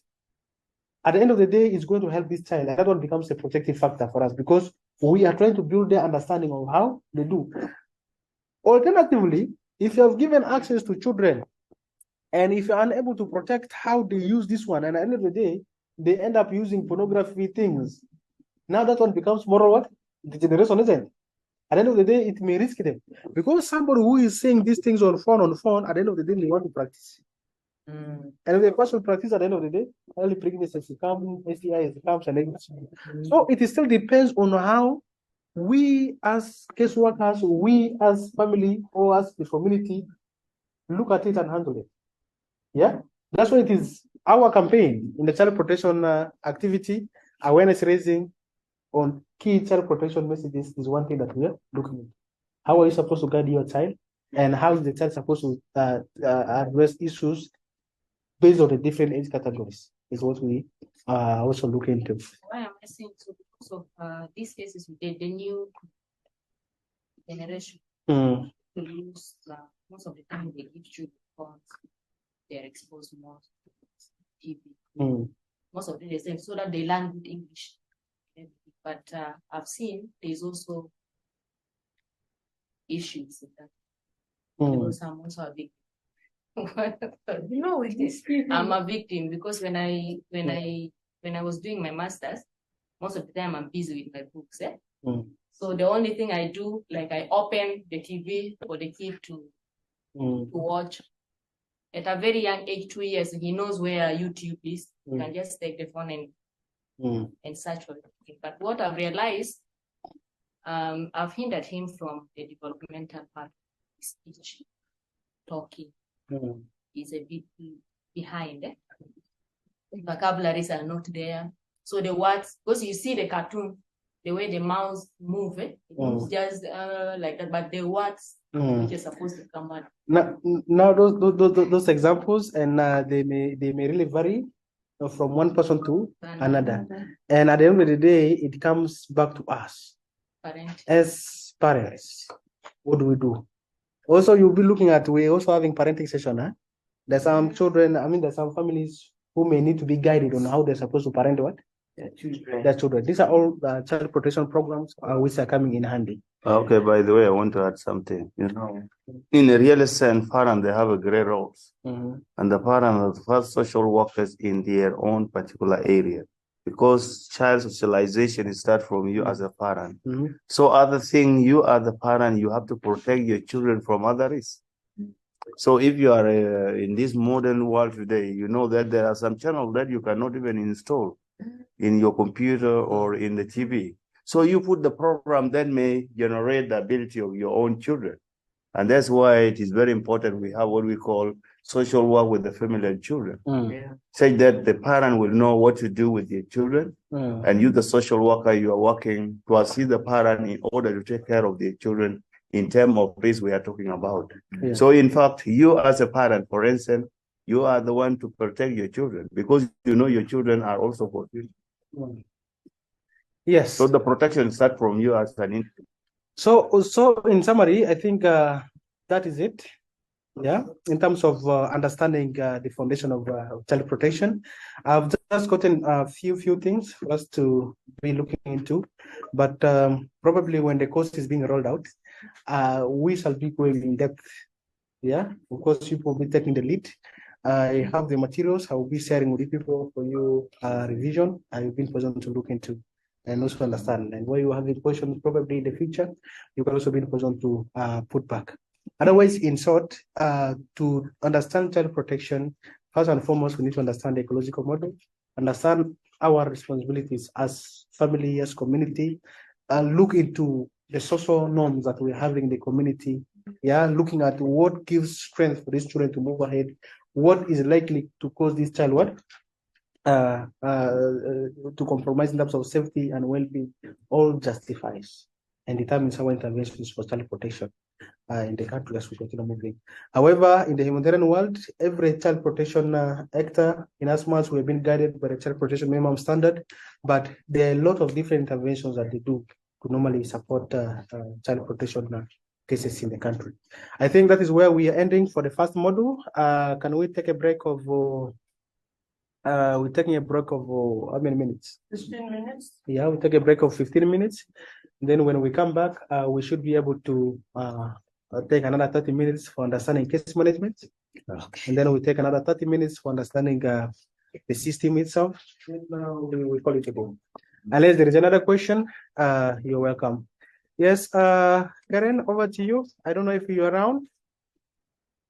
Is Karen online? Yeah, online also, just wait. Yeah.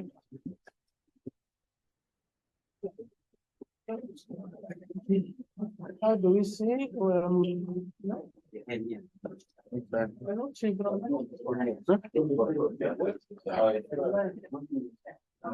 Oh, it's sharing the screen. Yeah. Okay. Yes, I will.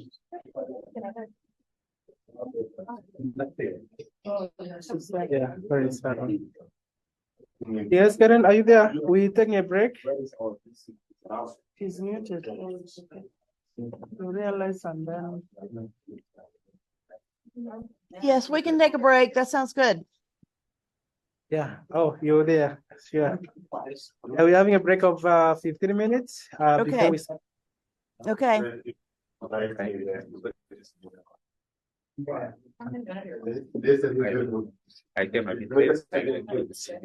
Okay, okay. All right.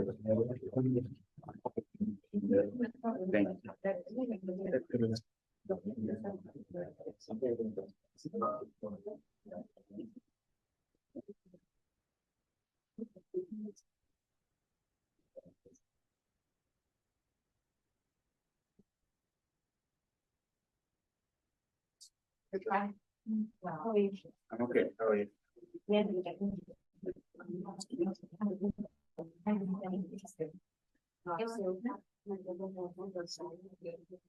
Okay, yeah, excellent.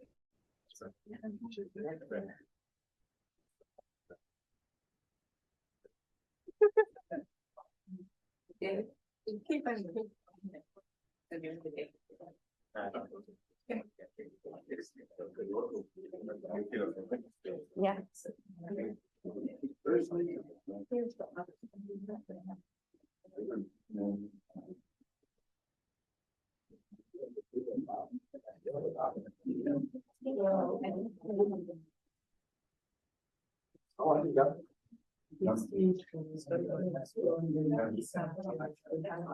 Very difficult. You know, some of us. It can be another school.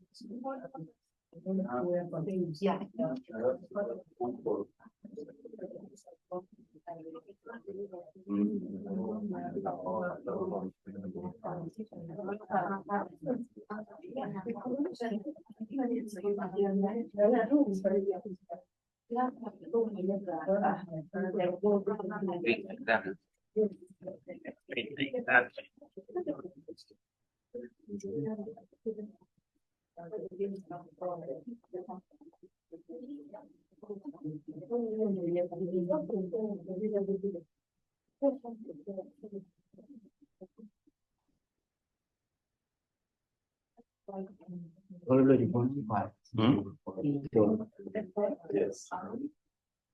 Right. One.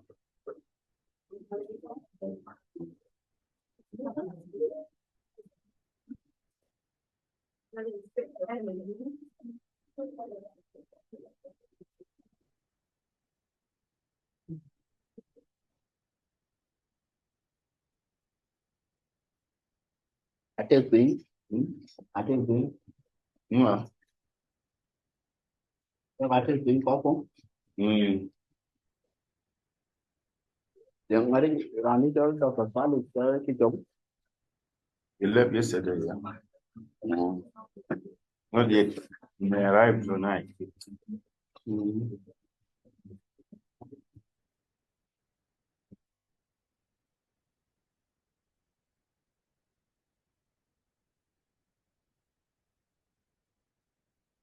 Ngồi kính chụp.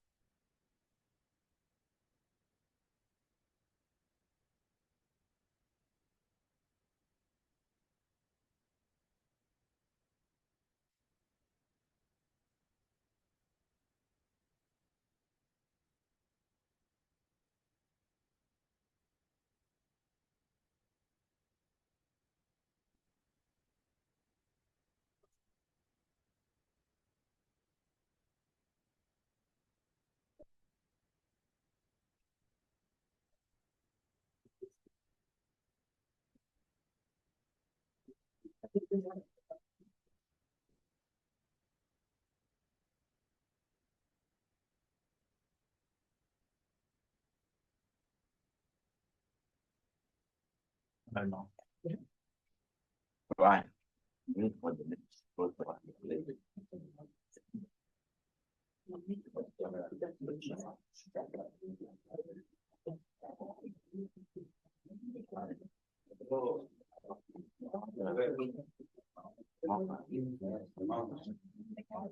somebody when the grandparents. Yeah. Okay.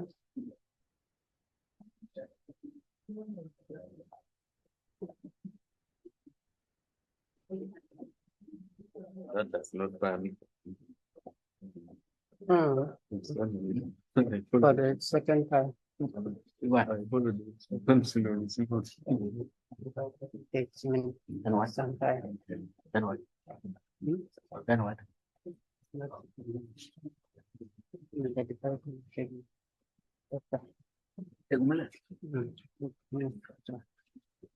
Because it comes back. I think. It's fine. You have seen, you come back.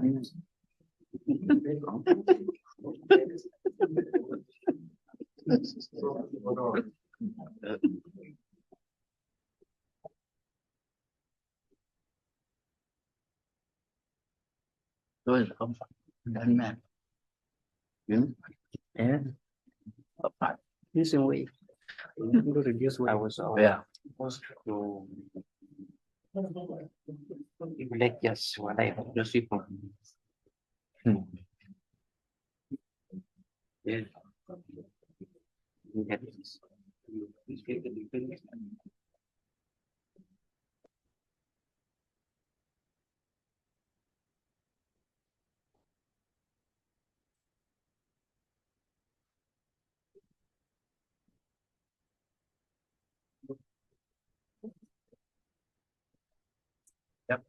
I don't know if it is the issue of weight or what, but not only the one, but you know.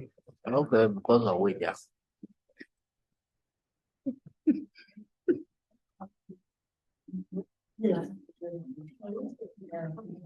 Because of weight.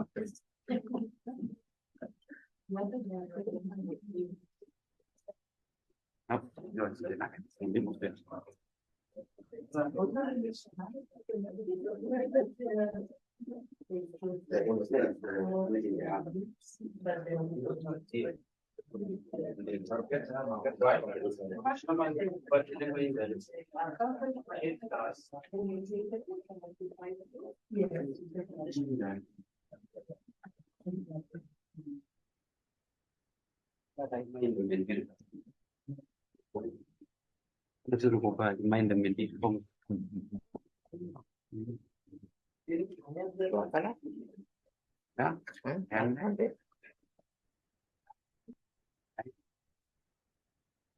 Bueno, caso. Vamos a test gramáticas. Sanya na pagkagawayan din. Kailangan sa injection sa typhoid.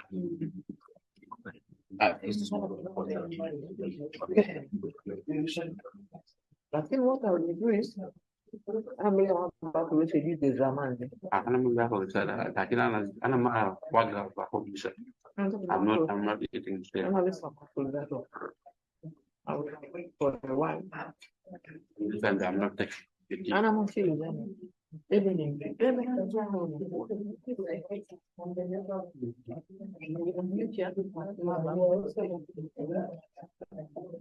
Yeah, they can one. So I began my regimen. I never resumed even anything. I don't know.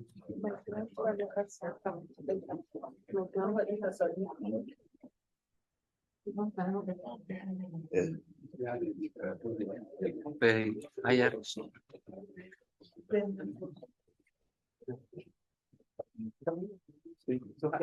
Feeding habit. I need to take care of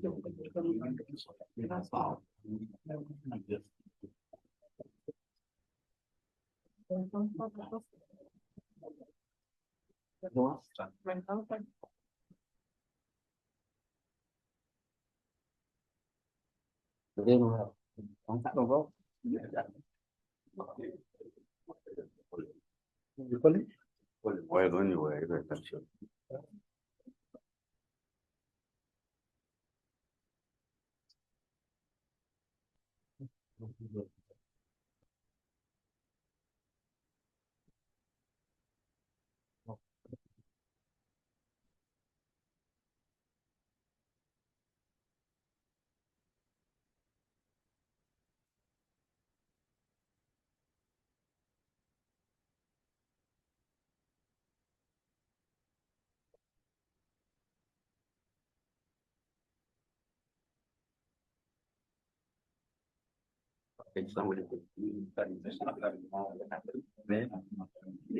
what we are learning. Somebody from community studies, also want to understand much better because these are things that about the extension. Yeah.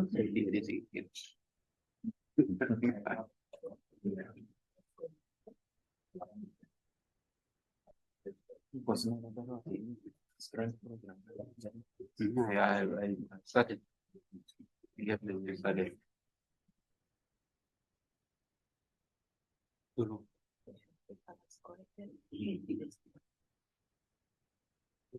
Sonia of you supervisor. Correct. Friday, right? I'm not correct. They pull. I would have even started minimum again. That's the lack. Siguro na din siguro na dia. Again, I'm going to use my secondary data collectors. The students as the operator. If you don't collect from it, because I don't have time now to go to the I After the examination, they will be probably here, and they will for me now give him something. What a very brilliant student, Harry. Also, will collect for me important information. Anyway, read chapter 3 is now, okay? Next year. At least PhD dele These days, malaria, sulu, ana magigeni. Okay, we're finished. Meanwhile, we are taking our tea. Yeah, we're gonna be discussing while you're taking tea. There's no problem. No problem.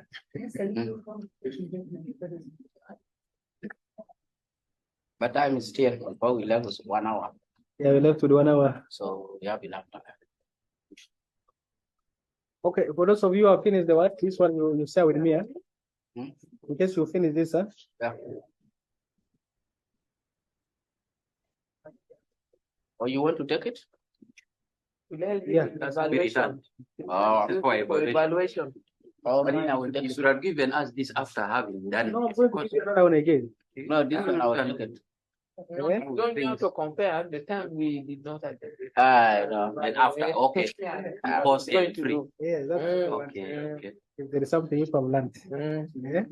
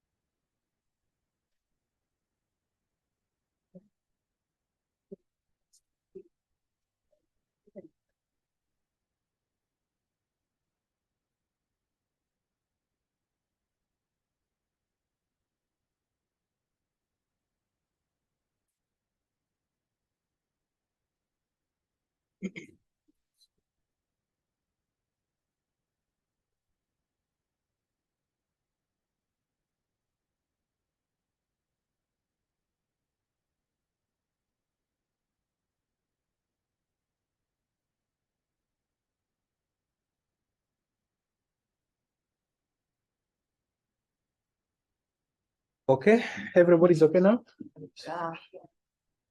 All right, let us have a brief session again with the case management. Anybody was going on?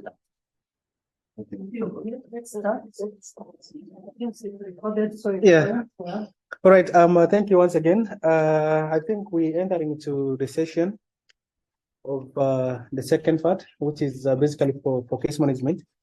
Like I mentioned before, for you to have understood case management, at least the basics of child protection we should be able to know. But like I said, I would be able to share with you people materials and handouts for people to be using and reading at your own time.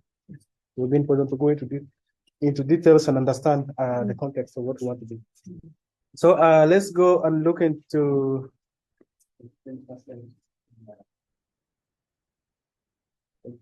this.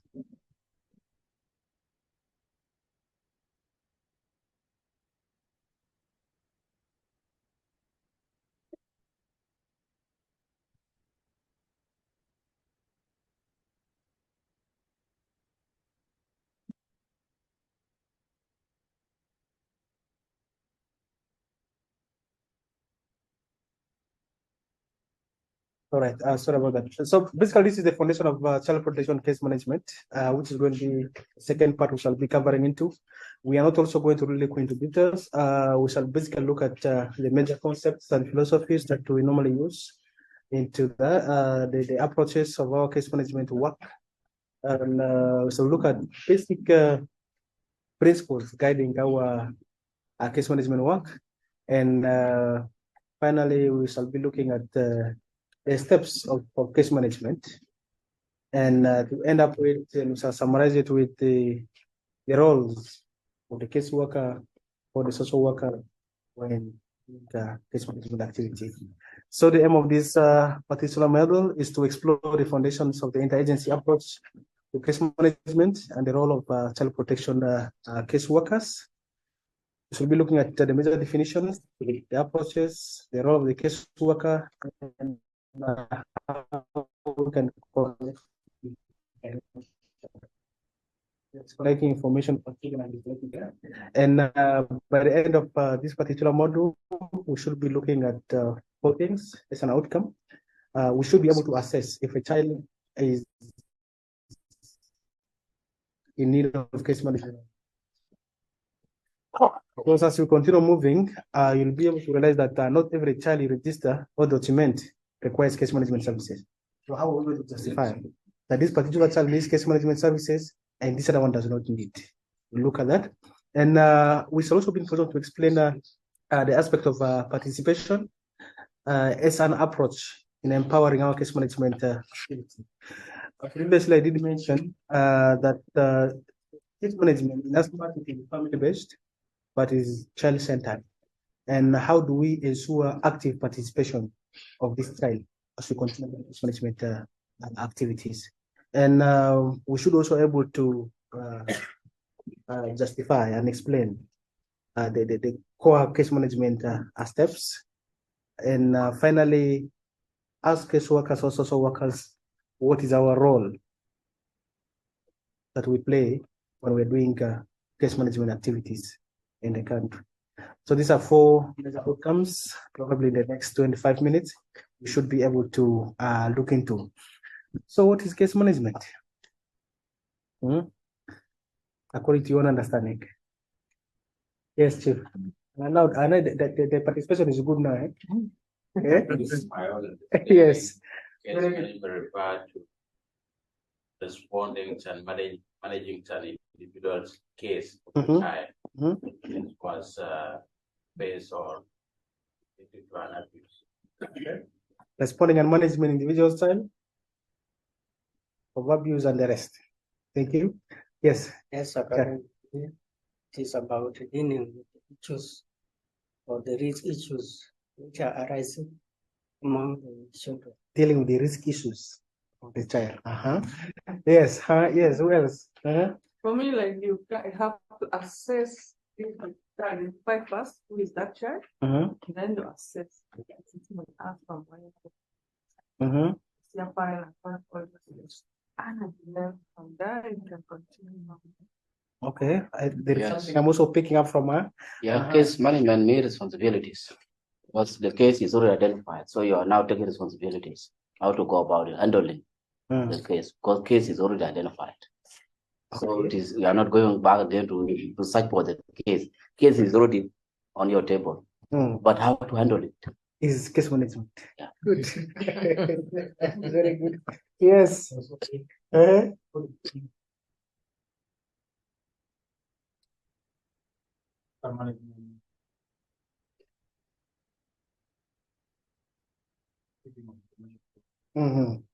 I think all your answers are right, huh? Yes. So let's have a look at that. Before we go to the definition of case management, case management, I want us to understand 3 things first. Who should first receive case management? Who do you think is eligible to receive case management? That is number 1.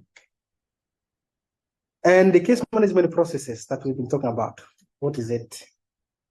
And the roles and responsibilities.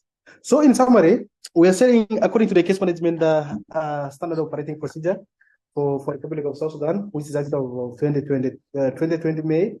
It has been extracted from the larger child protection minimum standard, looking at standard 18, which is for case management. It clearly defines case management as the way of organizing and carrying out work to address individuals, child, or family needs. I think this is where your answer is coming from. Risks, yeah? Because when you addressing a need, something may have what? Something must have actually happened, isn't it? For you to have addressed, okay? In an appropriate, systematic, and timely manner. Now this one is coming back to her in terms of what? The processes.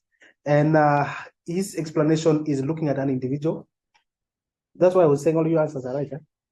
So case management, a systematic way of responding to an individual child's need in a very timely manner. And this support can be both direct and it can be what? Indirect. And at the same time, it should be in accordance with the project or the program objectives. Now there are 7 things I want us to understand in this definition. First and foremost, we are saying this is an organized way of facilitating work. Mean that there are steps, there are procedures which you need to take, isn't it? That is number one. Number two, addressing an individual's need. We are looking a case by case, not together, because the needs of these cases are different. So the third thing we're looking at is the what? Is the needs, based on the protection concerns that we have identified, to inform us of what needs we need to plan for. Number four, in a very timely manner. There should be a time duration on how or which you're supposed to respond to this.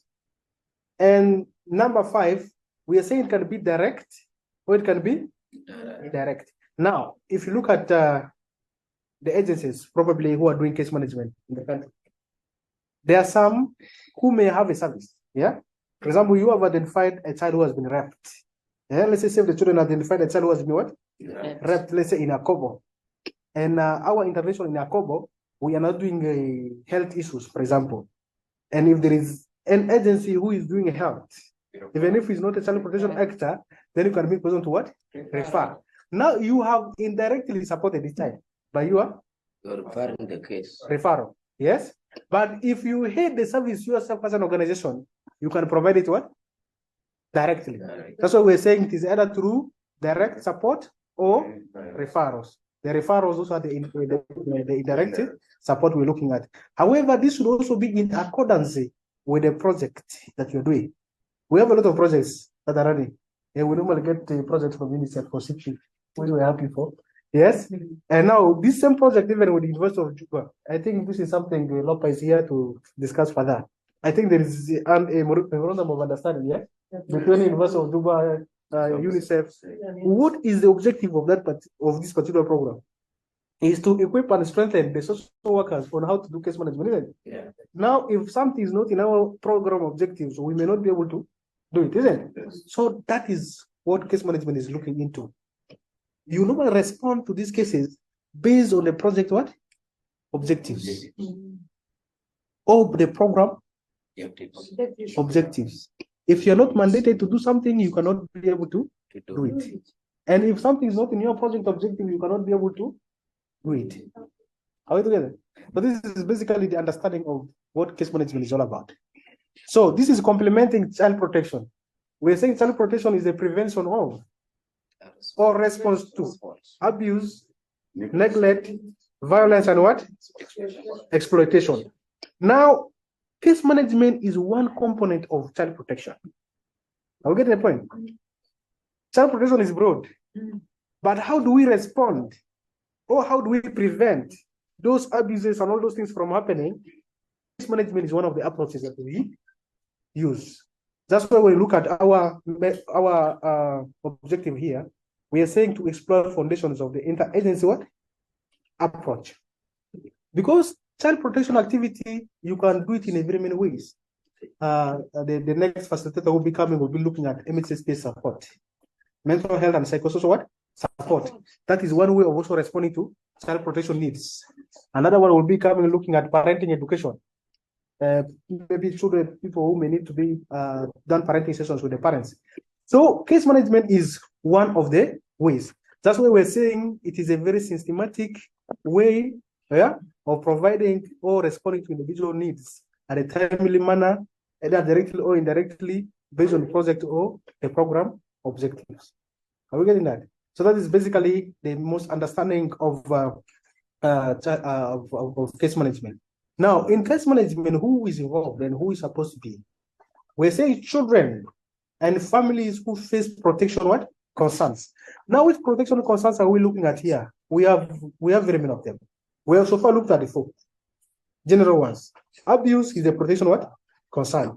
Neglect is a protection concern. What was that? Exploitation is protection what? Concern. The last one is Emotional. Okay. Emotional. That one is coming. Before violence is a protection what? Concern. But we have list of protection concerns in the country. Yeah. For example, nutritional needs is also a protection what? Concern. If you go to other locations, children are becoming what? Malnourished. And now this is another thing. The level of malnourishment is not that somebody is becoming small. No. Even if you're overweight, that is, they can tell us better. This was obese. That is malnutrition. So malnutrition is not only about you getting tiny. Yeah? But you even excess one is what? Malnutrition, isn't it? Yes? So nutritional needs becomes a protection concern. Looking at abduction, which is currently on rise in the country. By the way, even children are being trafficked. Since the beginning of this year, up this time in Juba, we have received 36 children who have been trafficked. Now that is a protection concern. So this thing of leaving our children moving around is a risk already. People can come and take your child and they remove the organs. Together. So in Juba, this year alone, we have registered 36 cases, which has never happened before. Yes? So we need to be very vigilant on how we handle our issues. And these are protection concerns which are facing not only children, but the families as well. Because if your child gets lost, the trauma does not only go on the child, the mother or the father or any other person of the family gets affected. Yes? That's why we're saying case management is done not only for the children, but also to the families who face protection concerns in humanitarian settings, are identified and have their needs addressed through individual case management processes, including direct one-on-one support or connection to relevant service providers. Now the connection to relevant service providers, these are the indirect support we're talking about, the referral that we are looking into. Yes. Now, this is referring us back to the other aspect of the risk factors and the protective factors. When we have understood the risk factors, when we have understood the protective factors, we're saying the risk factors, these are weaknesses. These are things which makes the child protection work much more difficult to handle or to solve. But if you look at protective factors, things which enable the child to cope up easily and come up away from that stress or shocks of whatever diversity that is being faced. So once we analyze this, child protection concerns plus vulnerabilities, the strengths and the care and the support is what defines for us the protective factors and the risk factors. So who should receive case management services? Children who experience child protection concern, who are already experiencing.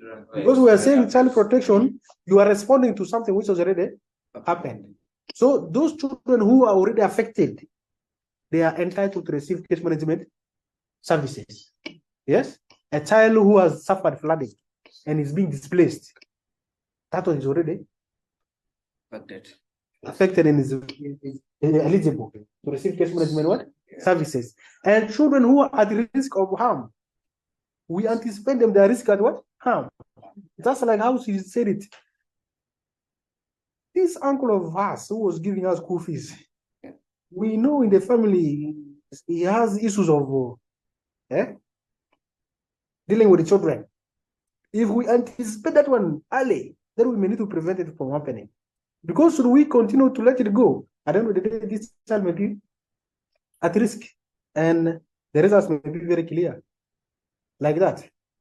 If a child is always moving late from school, in locations where abduction is very common, what happens is there is a high possibility that this child may be what?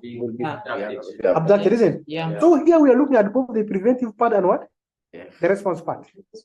It has not happened, but we need to prevent it from what? Not happening. It has already happened, but we need to now support it and mitigate it to reduce how things are, how child continues to be received, exposed to harm.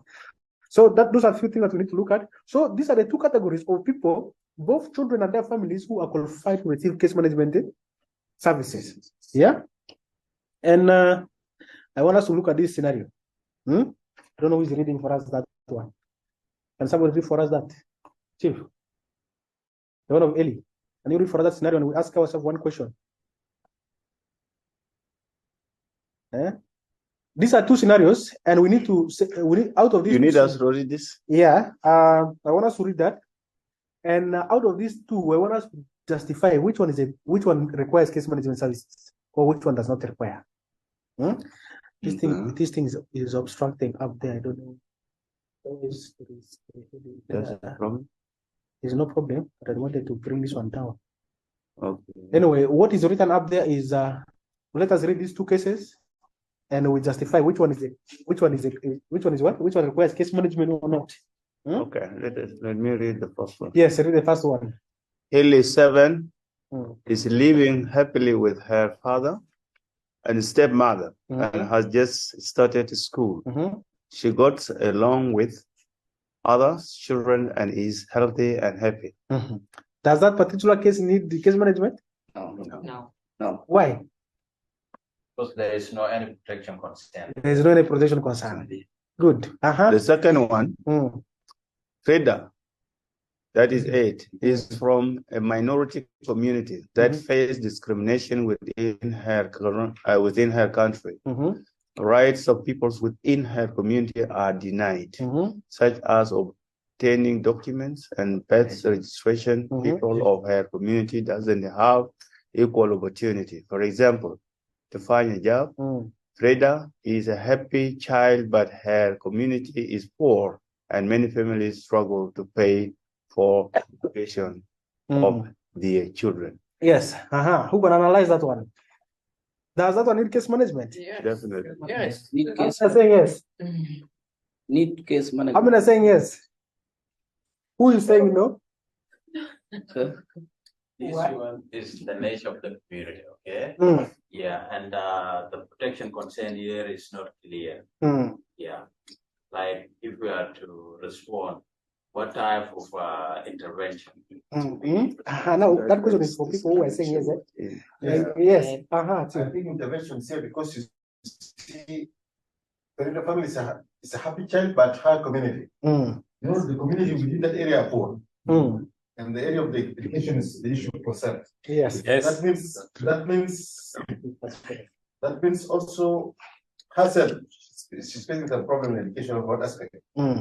So I think the concern here is to facilitate the process of education, like even schools or some assistance that we go as given to them. The first concern is birth registration. The second one is documentation, because our right as a human being starts from birth registration. So that becomes a concern there. The second concern, yes. When you look from the first place, we have what we call minority community. You talk about minority community, which are those who have been oppressed by the majority. So we have facing discrimination within her own country. That is a concern now. Those who are minority, they need also to be assisted. They are at risk, which means that's a concern. Second to it, they are also denied the rights of people within her own community. So those rights we need to identify. Those are concerns, and why their rights have been denied, and why have been minorities have been discriminated. So it is the role of the case workers now, at least to fudge or to talk on behalf. That's advocacy, right? Advocacy. Yes. Concerning that, let me add something. This refers us back to the issue of races. Because when we are talking about minority community, this is either in the race in terms of the color or in terms of the religions, in that aspect. That's why they are denied. Yeah.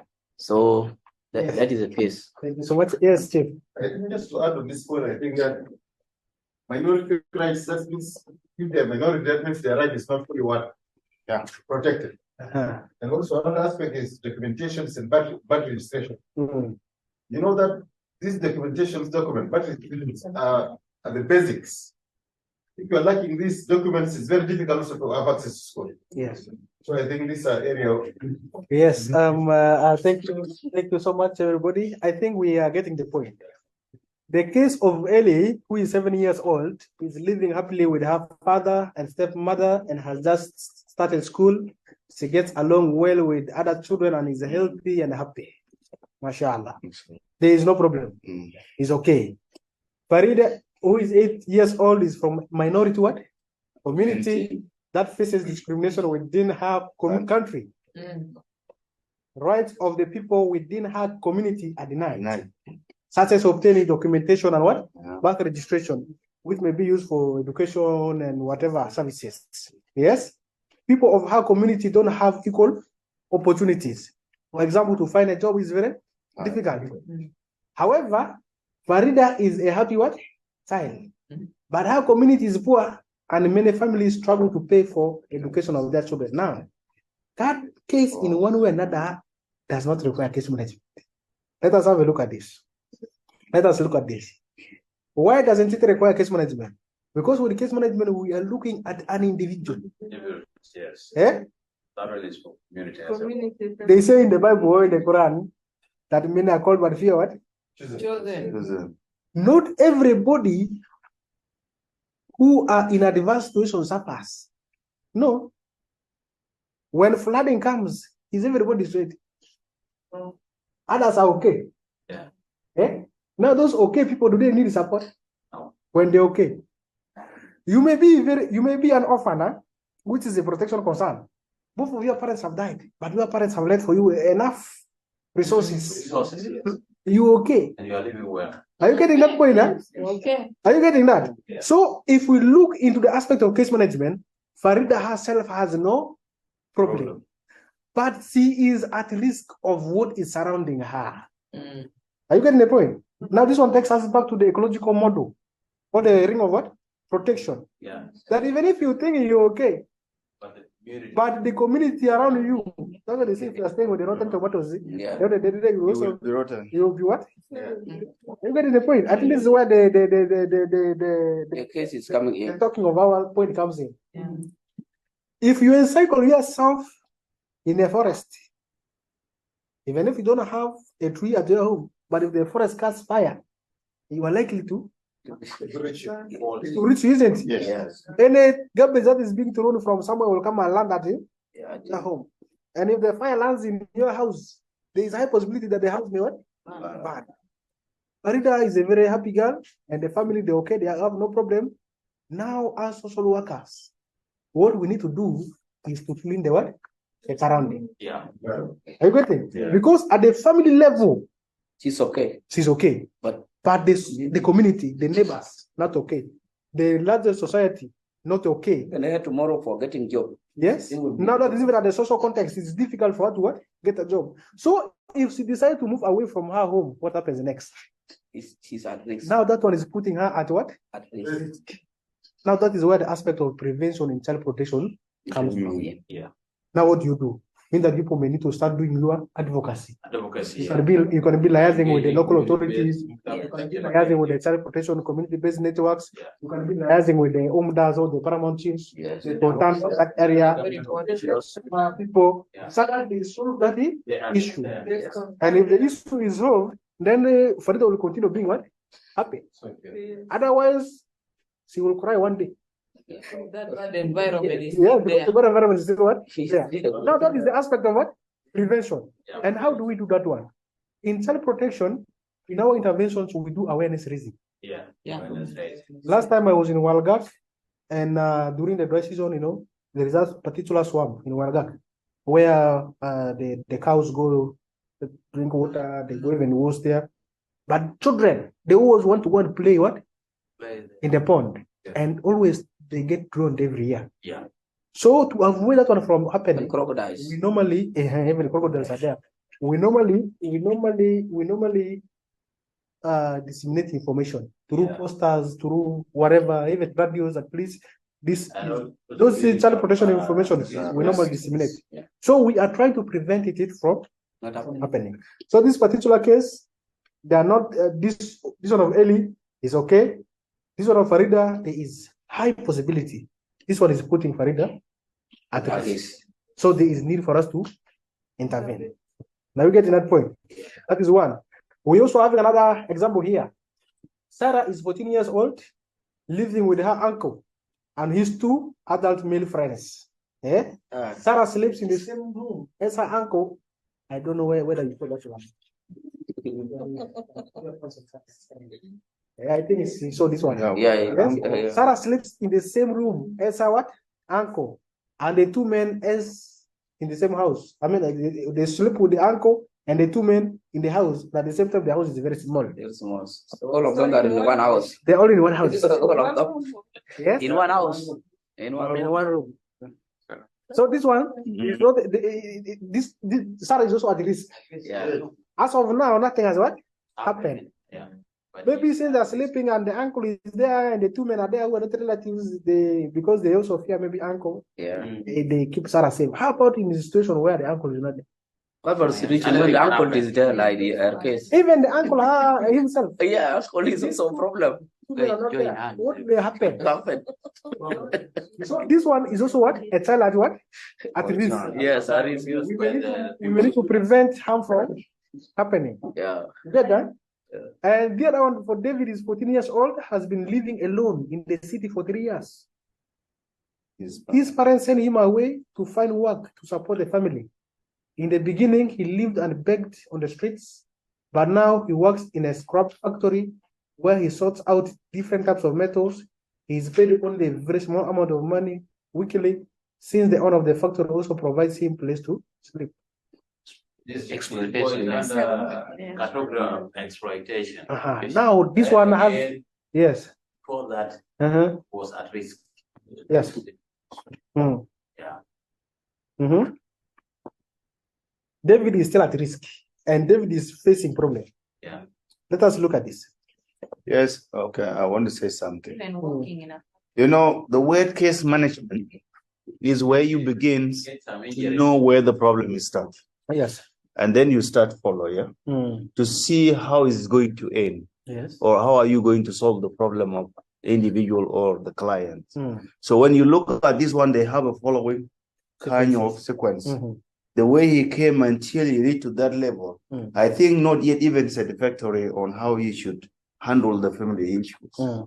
So he is also an amount to be helped at the same time. Yeah. In case, because still young, like he's 14 years old. He's underage, by the way. He's underage. It's already child. Which means the child will have also to manage the case. That's one of the cases that can be managed. Yeah. So this one of David is a case by nature. Yeah. It's a case what? It's a case by nature. Now we need to dig further. Why did the parents decide to send David to the city and leaving David 3 years alone in the city to stay? What could be the problem? This may be because maybe David is the elder son. Yeah. Yes, in our culture, that the elder son normally takes responsibility of what? The family. Yeah. It's a social norm that we have. In other context, it is to whom it may concern. If they born you, you go your own way. If you have money, you want to support the family, it's okay. If you don't want to support the family, no problem. But for our culture here, if you are an elder son, I think you have a lot of what? Responsibility. You need to take care of your siblings, you pay them, you do. So at this point in time, Or David may be vulnerability of the members of the family or the parent. David may be an elder son. The family is expecting a lot from him. Yes. But forgetting that David is also a person who needs support. Yes. Now that's where we as case management people come in. Yes. That as the breadwinner of the home, this particular person also needs support. You always ask him for money. Have you ever asked him whether he has eaten or not? As if that one was not enough. Begging money on the street was not enough. He decided to go and work in what? In the factory. Remember, this is 14 years old. That one is child labor. Yeah? And the nature of work and the nature of work is doing. Maybe it's 14. 17 years now. It is very risky. Yes. 14 here. It's 14. It's 14. The nature of work is doing. It's counting after 3 years. After 3 years, 17. Yes, It's still It's okay. it's still also underage. If you look at the nature of the work, it's carrying what? Scraps. Which is not good for his scrap. If the scrap cuts him, he may be getting tetanus. Yes? Leave alone that. It is the owner of the factory who is giving accommodation for this child. So he's paying less. Who is monitoring this child at night? What happens to this child at night? And at the same time, they pay this child less. So there is exploitation, there's a lot of things in that. Now, this particular case needs real case management what? Services. Now, as a case worker, when you are going to address this particular case, you need to put in 3 factors. Which is the immediate response that you're going to give? The immediate response for this particular case that you're going to do. Which is the medium-term plan that you have to support this what? Child. And what is the long-term plan that you do to support this child? The problem of this child is coming from home. So you as the case worker, you need to visit this family and understand exactly what is it? The problem. If the problem of this family is money, and based on your program objective, that you are able to support these people with cash-based assistance, like you can give them $500 if they are to start business, David will come back. So we are looking at the root what? Process. But giving money for this particular family in the organization may also take time. Sometimes it may take 3 months, 4 months, 6 months. Now that is a long-term plan. What is your immediate plan for this particular? Maybe coming, sitting together, talking with the owner of what? The factory, explaining to him, David is still young and he's working in this kind of thing. Can we look for smaller thing? Now that is where our case management work comes in. Okay. Otherwise, we're looking at handling the root causes of the problem. Yes. Through support for this particular child, the family may also benefit. Are you getting? Yeah. So these are a few things that we need to look at. So a key takeaway for us, we're saying case management is a way of organizing and structuring support to address an individual child's what? Need and their family's need. Yes. We are focusing on the child. But because this child is coming from a family, the family may also benefit. For example, if he's 14 years old and you are giving the child $500, the child cannot be able to manage that money, but you need to engage the parents to support this child in terms of managing what? This cash. That is what we're looking at. And case management is for children who are at risk or who have experienced violence, abuse, neglect, and what? Exploitation. So here we're looking at the prevention part, and at the same time, the response what? The response part. I will do. So how do you approach case management, and what is the process? Since we're talking about being a systematic process, what process are we talking about? Before we go into the process, I want us to look at a few approaches that we normally use for case management. We're saying case management should be participative. You'll come to realize that when you're doing case management, for example, you have identified this case of David. Yeah. You cannot do alone. That case of David, you cannot do alone. What do you need to do? As the case worker, you may need to visit David's parents. Yes. As you visit the parents, you may also need to engage what? David himself. After engaging David, you may also need to go and engage the owner of what? The factory. Yeah. So based on the protection needs that the child is having, you may need to engage all those people. Different actors. Different actors must be engaged. And you will come and realize that as you continue supporting this child, there are some cases, the services that you may not have, there are some services you may not what? Have. And you may need to engage other service providers. And sometimes in the factory, the owner is saying, me, okay, fine. Since David is here, he's working with me, I may not be able to release David. Maybe you may also need to engage the local authority to see how we can also support this. Maybe you may need to engage the Ministry of Labor to handle some of these cases. Yeah. So the things are coming from different angles, and the stakeholders that we're looking even into. The owner may say, but the factory may say, okay, if you say so, as a case worker, you may take him because I could not be able to handle him. You say he's erased, so you have to take him, and that will be another problem for you as a social worker. By the way, in a real sense, social workers, they don't provide help direct, but they do indirect because they are ever brokers. They're working between the clients and the source of providers, especially like organization. Yes. They are connecting the clients to the source. That's why we call them brokers. In fact, in that case, if it happened, if the owner of the factory say, okay, in this case, I could not be able to handle. So you say that maybe I'm exploiting the child. So now you better to take. What will you do? Now, this is where the question comes in. This humanitarian work is the organization work. Sometimes you can go to the field or you can go to a family and you feel like you need to support this child, but you are being restricted. You do not have the means of supporting. Yeah. We're going to look at the principles of ensuring accountability. That whatever decisions and action you do must be for the best interest of the child. And it must have a very positive bearing. Maban 2019. I was in Maban, and one of the agent's staff was supporting a child. This child was raped, and a child came bleeding to the help desk. It was late in the evening, at around when people were closing office. And what happened was the person at the help desk was a male case worker. He decided to call for ambulance from Bunj Hospital. When this ambulance from Bunj Hospital came, because they were coming from far to the hospital, but in the way coming to the hospital, this man decided to make a mistake of going home to drop his bag with ambulance. So instead of continuing the vehicle to the hospital, he decided to branch somewhere at home to put his bag, and the community came.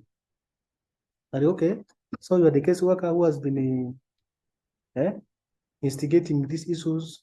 You are the ones who have been putting children not to get married and ABCD. They beat him properly until he was about to die. It was that Dr. Attar who came and saved him. Now, you see, he was doing something good.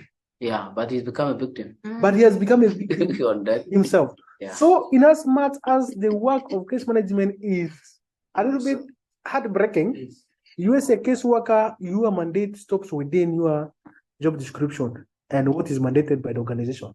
Yeah. And that is it. Because your safety to us as organization is also what? Paramount.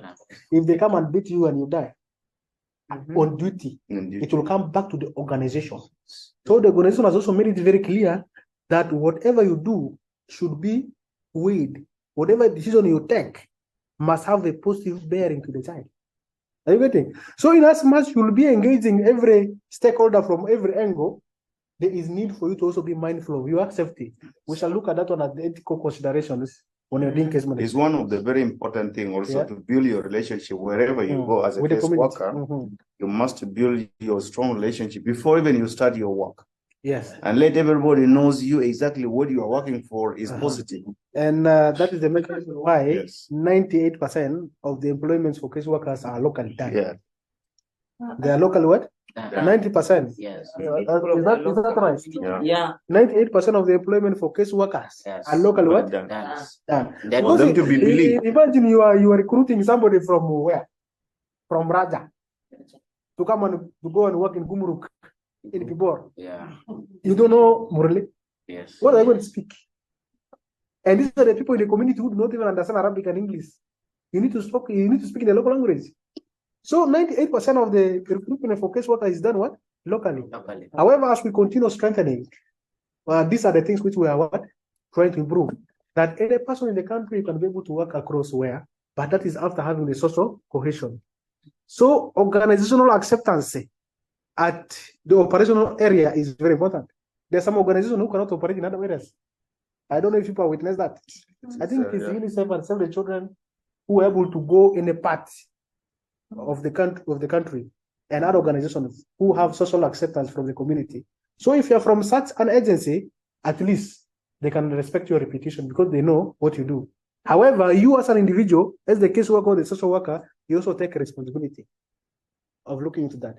So we are saying in short that child protection case management work is participatory. In as much as it is participatory, the child is in the center of activity that we are doing. So here we need to allow the child to share their views, okay, safety, freely, and you as the case worker, you also need to take their views seriously for decision what? Making. That is one thing we're looking into. Number two, our child protection interventions must be empowering, okay? Make the child or the caregivers or the parents feel stronger, more confident, more able to control and claim what? their rights. It is your responsibility as the social worker to ensure these people are empowered. You will also come to realize that if you visit a child for the first time, they cannot talk. There's some people you visit for them, they cannot talk. No, there are different types of people. You know, human beings. Let's not even go far. Just here, when we came, people are not talking. But as we continue talking, you get free. Yeah. We are building trust, isn't it? Yeah. That's why we're saying it is a process. It takes time. Yeah. So you need to build trust with the child and the family, not the trust of this trust that you buy with the sweets. You know, sometimes you give a child a sweet, the child, how about tomorrow if there's no sweet?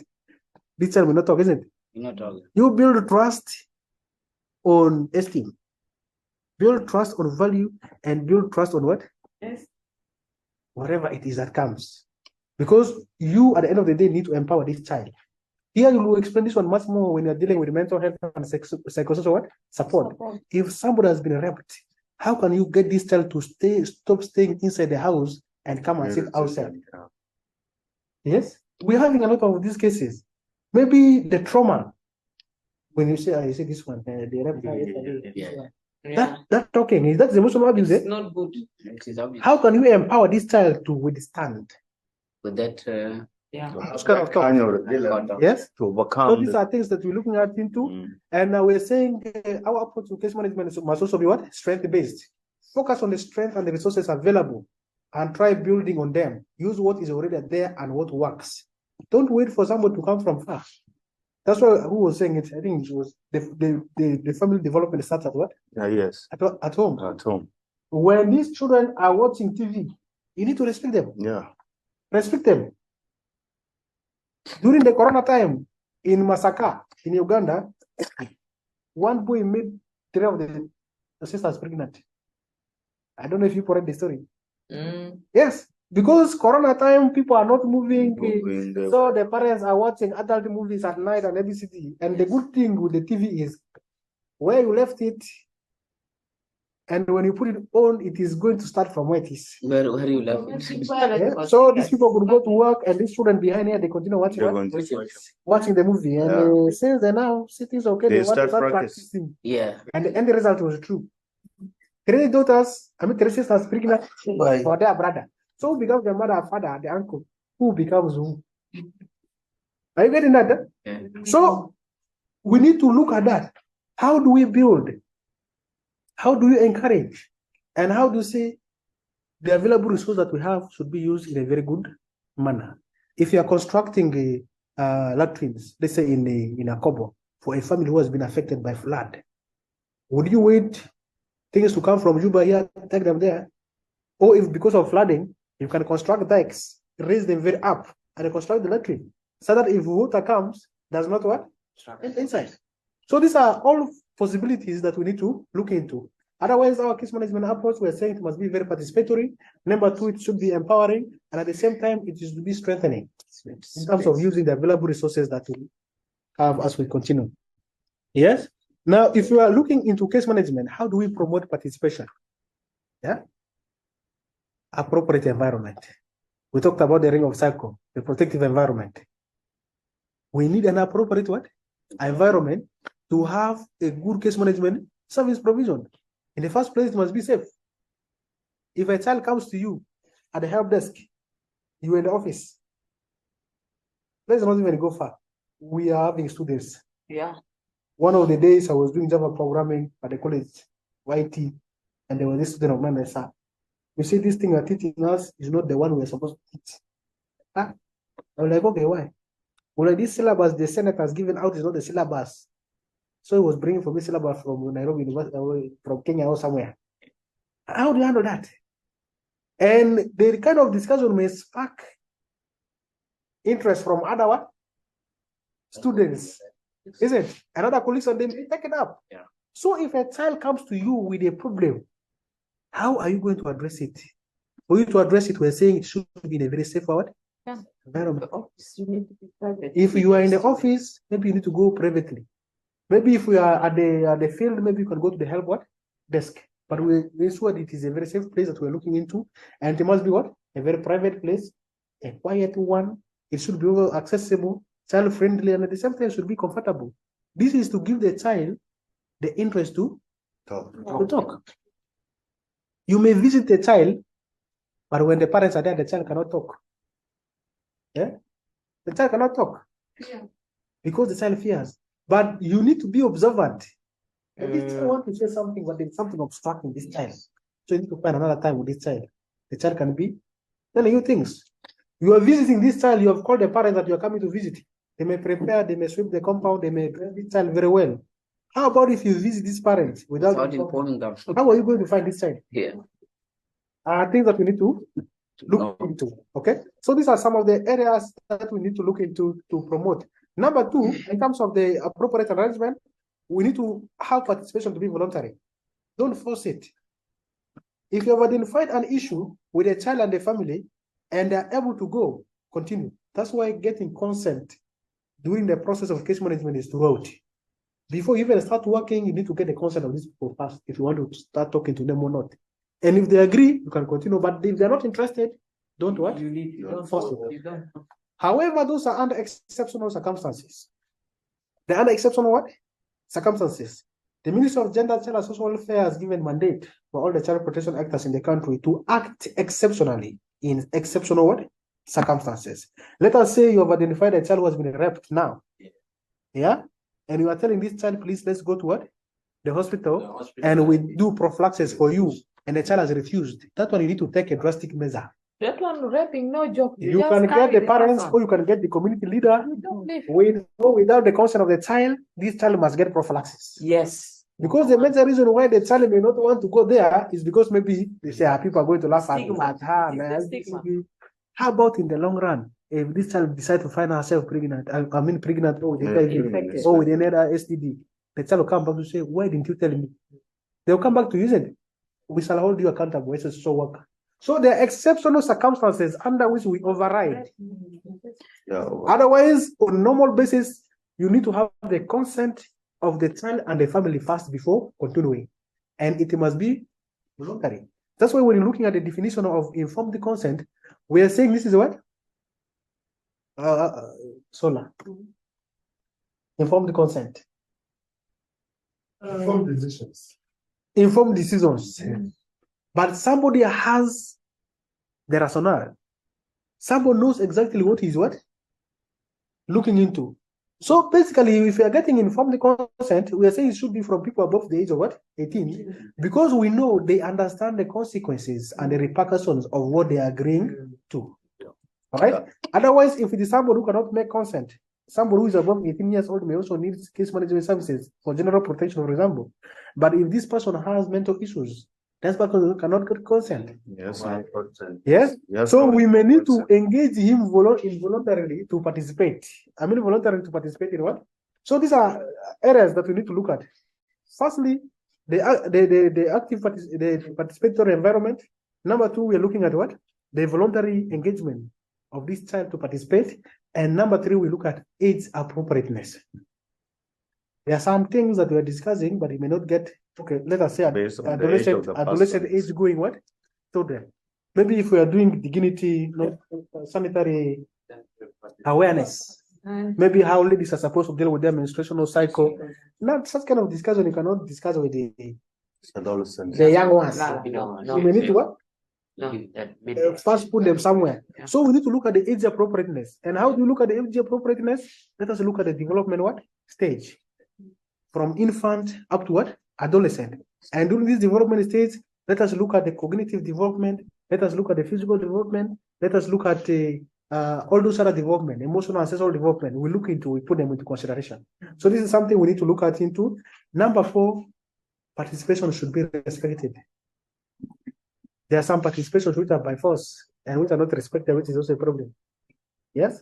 So in any way, any person who may be taking part in any of the case management activity we do, the respect accordance must be there. Our social norms in other cultures are very bad, that children in the society cannot be listened to. In case management, you need to listen to the child and you need to respect him or her. But also, what about confidential? That one is coming. Yes? But in case even I was about to talk on it of what we call volunteer, because you said before, the social welfare is special.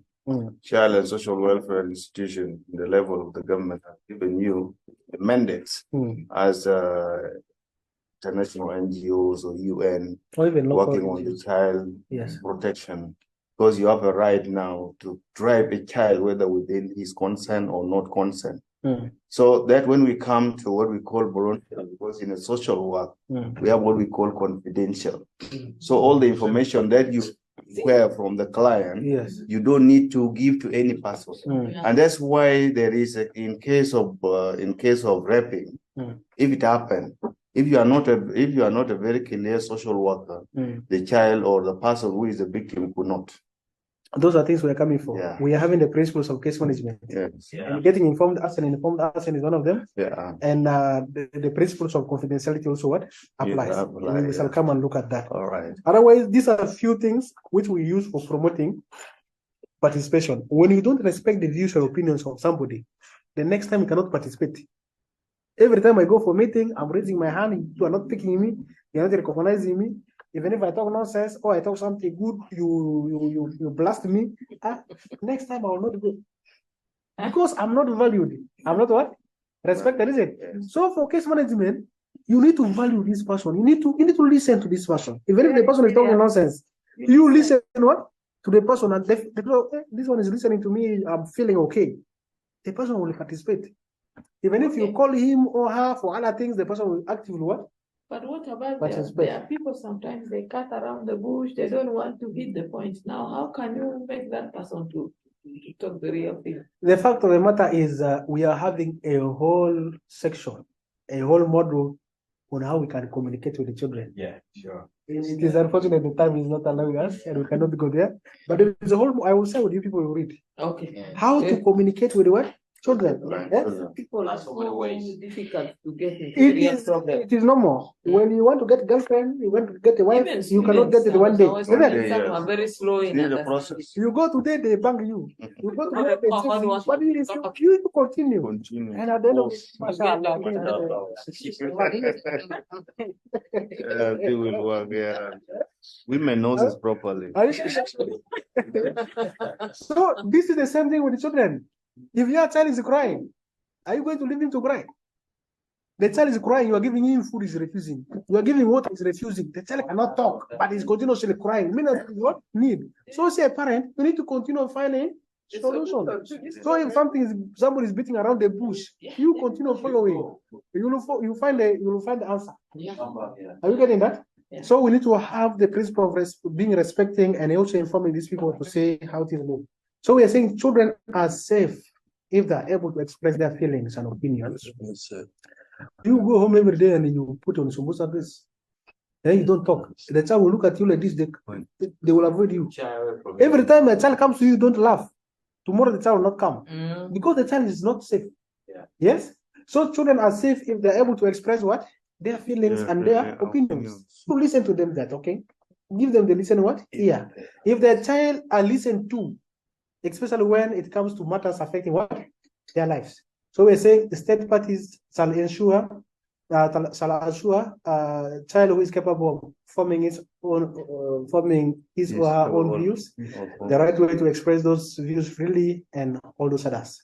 So in short, the views and opinions of the child are very, very important for their participation.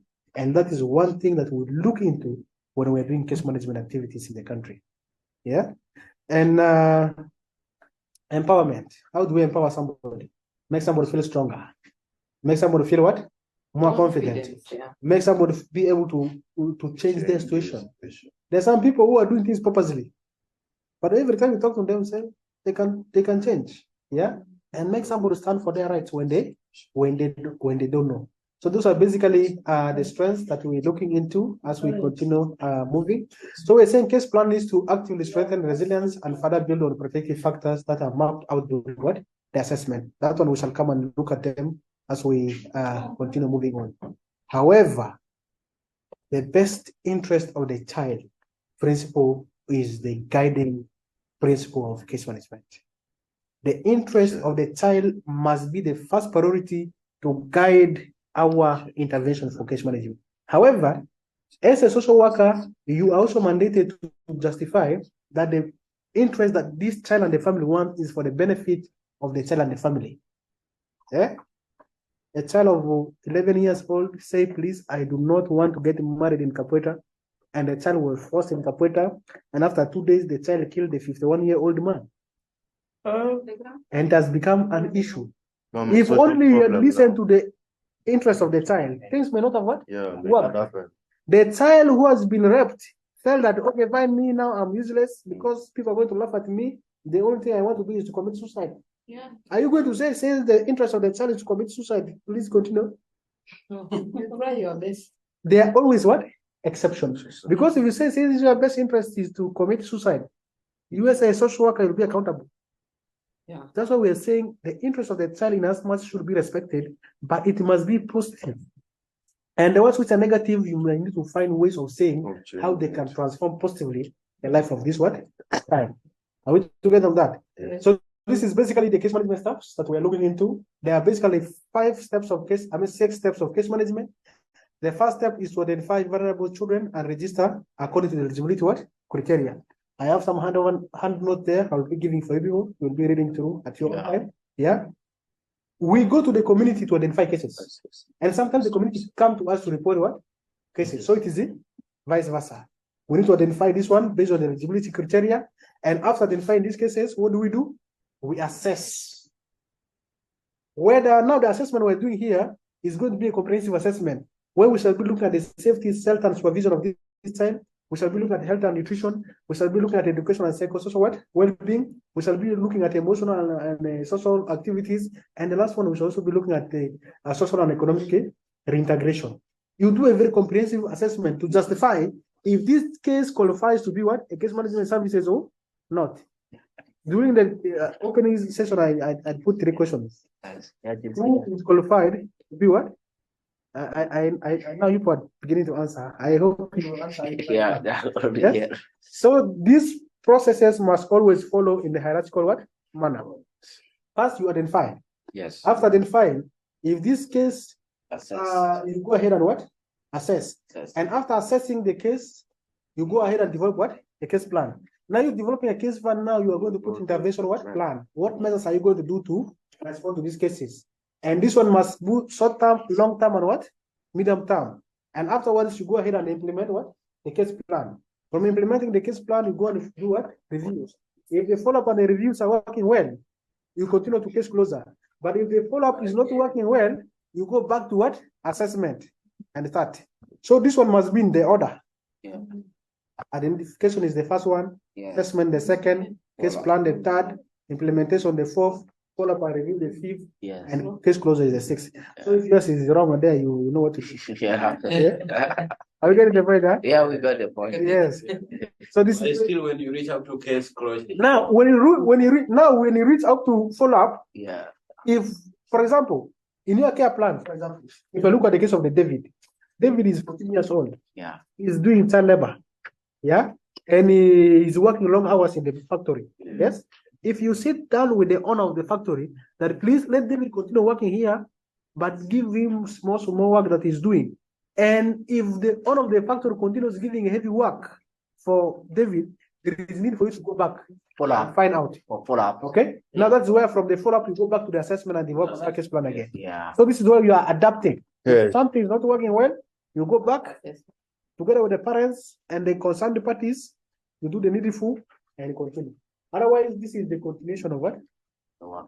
Number 2, even if you have identified a case and you have closed this case, you can still come and reopen this case. If there is any protection concern that has arisen. In fact, when we talk about closing the case, because sometimes we terminate the services, there's a level where you can terminate the services, because you cannot continue throughout.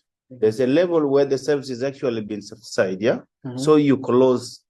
The close now, you terminate the services for that. And if there is a need, you reopen. Yes, that's it. On the handover note and then the information I'm going to share, we are having an extract to justify under what circumstances we close cases. Because we also don't close cases anyhow. But that one we are not going to cover today. But in the handout, you'll be able to read. There's a whole 2-pager. Under what circumstances you can what?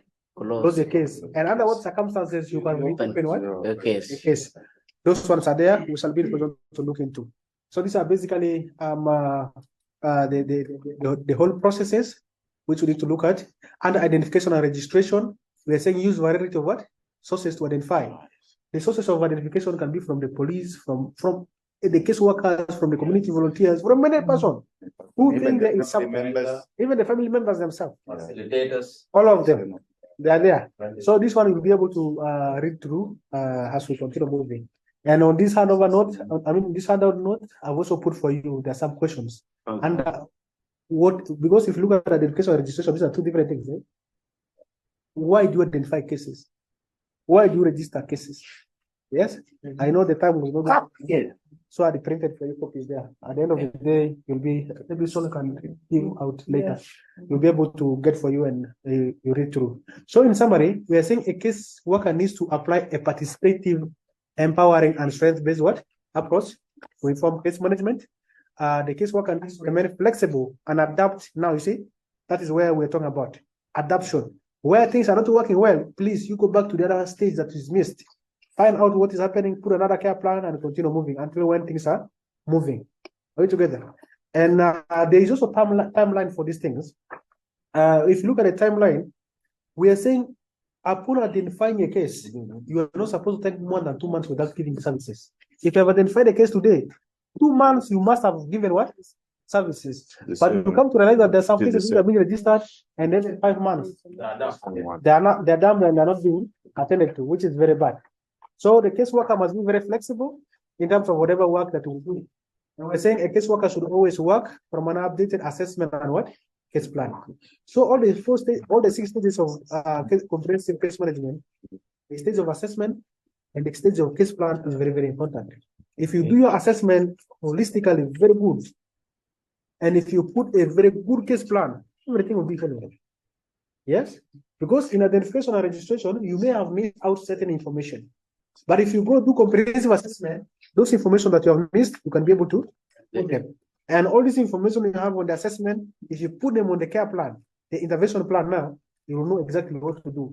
And on the intervention plan, it clearly states what activity you are supposed to do, both direct and what? Indirect. Who is going to do this activity, from who is to follow up this one, and what is even the timeline. It is not that the time is not there, but you people, when you start the process, you'll be able to see it there. Yeah? We look at that and we say how things move. Now, the most important one, as social workers, what is our role? The roles of social workers are divided into 3 categories. One, we are looking at the supportive functions of a social worker. We are looking at the coordination function of a social worker, and we are looking at the information management function of what? Social worker. You get it? Those are the 3 major functions of a caseworker. Well, it's not moving. The thing is not moving. Seems to have stopped. Okay. It's running much.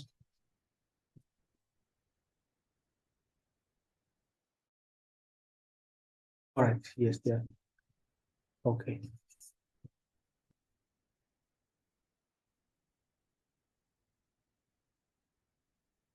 Okay. So what are the responsibilities of caseworkers under each function? We need to be looking at that. The first one, these are the supportive functions. These are the supportive functions. The roles. Yeah, the roles are the responsibilities of the caseworker. They have been divided into 3. Yeah. The first one is the supportive function. The other one is the coordination function, and the other one is information management function. So this first one is under the supportive function. The main responsibilities of a social worker under the supportive function: 1, we have to provide basic emotional support, and both focused and non-focused. Currently, we are providing focused MS spaces because it's a specialized one. We may need sometimes to refer them to the health facilities and all that. But in other locations, in other agencies like MSF, they're also having those specialized people. So this one depends and determines from location to location. Number 2, MHPS. That is mental health and psychosocial support. Yeah. And number 2, we're looking at providing information to children and their family. it is your responsibility as a social worker, because you're working with the government or you're working with the agencies. It is your responsibility to tell them what people are having. Yes. What services are you having? Or what services other agencies or institutions are what? Having. So that they are aware, and we normally do that through our awareness sessions. And we also look at advocacy. Advocacy cross-cutting every protection concern or functions that we're looking into, and access to services to respond to children's need, providing support and ensuring the safety of the children, helping children find safe arrangements, and tracing families if separated during emergency. These are supporting functions. People will be looking into that. And if you look at coordination functions, you need to coordinate with what? Key stakeholders to proactively identify. That's why at the community-based structures, we're having these community volunteers who normally identify for these cases, and where there is need for having other children involved, they are there. And we also need to locate services. We do service mapping, isn't it? Updating referral pathways. Yes, it is a responsibility. It is also your responsibility to advocate for improved what? Access to service. Like the case of Farida, he's happy, but because the minority community where he's coming from, it's your responsibility as a caseworker to advocate for that community, Saturday, be okay. And also need to hold case conferences. For complex cases, yeah. Yeah, for complex or complicated cases, you may need to engage. And the last aspect we're looking at here is the component of information management what? Function. Documentation of cases. How do you document what? Cases. It is your responsibility. Because each file has a form. How are you going to take care of this hard copy form and what? The Excel copy form or the system copy form? It is your responsibility as a case officer or a social worker to ensure that the documentation we do is always appropriate and okay. Number two, storage. How do you store these case files? How do you update them? And how do you uphold the data protection protocol? We're having a data protection protocol, information sharing protocol, which are all there. So it is a responsibility that is up to us as what? Case supervisors and case workers or social workers. Yes. Now, this is just a summary. I'm picking 50, but with time, you can be in position to look through. And that is where we are ending up with the first session. Now we are 9 minutes past 5. We're remaining with the one session which I wanted to share, like 15 minutes. Is that okay with everybody? And we break. It will not be okay. Some of us are far. Okay. Yeah, otherwise, that is where we are. The one thing which is remaining is the child protection information management system. But because of the time, I think we may need to be looking at other time. Let's also respect our time. It's also because if we come at 3, the chances of finishing on time is really high. Yeah. But when we delay, then we start. Yeah, that is also the problem. Yeah. So what I would also request is let us manage the time. Yeah, because these 3 hours were programmed for this, but it's okay.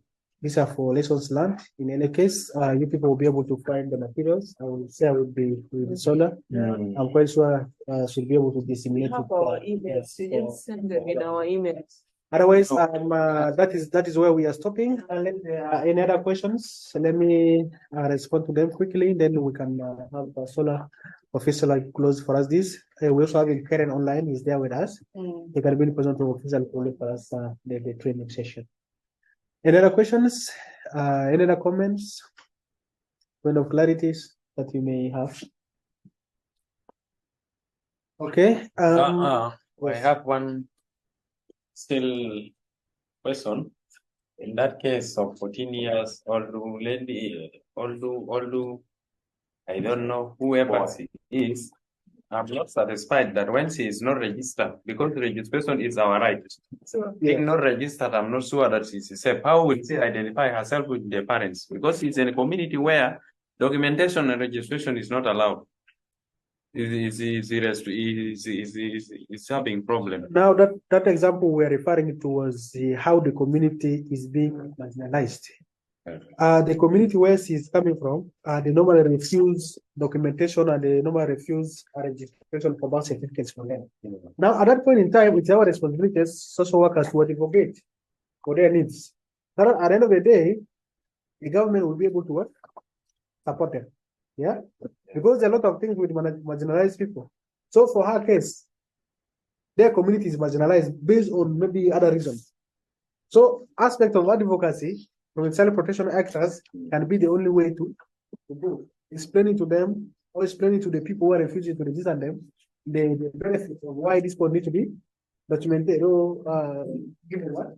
Buff registration. So that one is a process, and engagement with the advocacy team can be for to take place, and at the end of the day, we can have what? A service provision given. That's why we're saying our intervention plans for case management for children can either be short term, can be medium term, or it can be what? Long term. Long term. But it's still our mandate to see how things move. Okay, the case of this young girl from the Point area is special. Okay, guys. You have said 11 years old. Yeah, the script. Married to something years old man. Yes.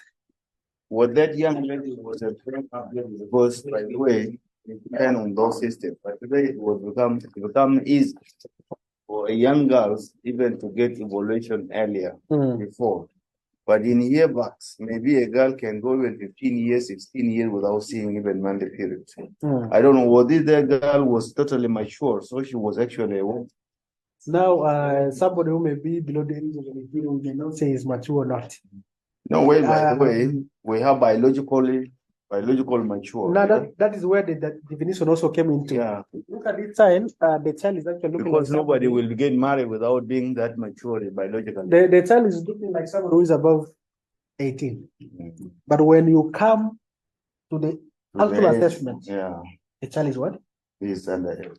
So this is where we are still also having what? Issues. Somebody may be living old when he's what? Very young. And those people need to be protected. But I think it's following up with the case. But by the way, I want to emphasize on one thing. Our community, they have a problem. And that big problem also, those who are working with child protection, you need also to be cautious. Our community, sometimes when they are hating someone who is with their children, special girls, they may even drop the age of the girl instead of 21 years old, be even 14 years old. Are you getting that? And it's commonly now happen. So we need to be very careful on that. That's why I asked about the biological maturity. Because being a biological maturity means the girl is already become a woman, she could be able to conceive now. Because 11 years old, girl, I don't see she will even see a revolution. Now because it's commonly in our community today. People have been fighting, and I know your daughter is completely 21 years. But when you go to the court, you say my child is even 13 years old. That's very complicated. People are not very sincere. Now, because they're complicated, they need also to put you into problem. And I hope Chol is one of the victims. Is one of the victims and is a lecturer. So that problem you need also to understand it. Even you must to extend your investigation. No, because I want to. That's why I was interested to know exactly this girl was not actually 11 years old. It's okay. Yeah. It's fine. I told you that discussions are always interesting, huh? Yeah. Even the time is not enough. But inshallah, next time we shall have the time to discuss. Yeah. Now, before Solar comes, what we normally do as child protection actors is we're working through the child protection area of responsibility. And this is under the mandate of course, the General Protection. And this is being backed up by the state, by the Ministry of Gender and Social Welfare, both at the national level and at the state level. And not only the Ministry of Gender and Social Welfare is what we work with, we are even now working with the police, with the army, with the legislative assembly. Things are moving. And I believe in the near future, we should be able to see changes. Yeah. Otherwise, if we are to go into details of these cases, this one of yours is okay. There are others which are too deep to understand, but I don't want us to first go there. Allow me to give opportunity for Sola to say something briefly. Yeah. And now probably we call on Karen to. Yeah. So thank you very much, Duku, for coming today, and I think this was really impressive. Even though we could not finalize the last segments, but I think this is also very practical, and we were able to get a lot of learnings from that. Just to summarize, maybe the big problem for child protection in South Sudan is lack of birth registration. If all these things we are discussing, arguing about, if we are here to fight child marriage, we fight the issue of children in the justice system, we need to have birth registration. Because if I'm a parent and I really want to give my young daughter out, I can always argue that this is an 18 years old, 19 years old. But also if I feel disadvantaged, I don't want to give my daughter out, I want to maybe disturb the other family, I can always, reduce the age.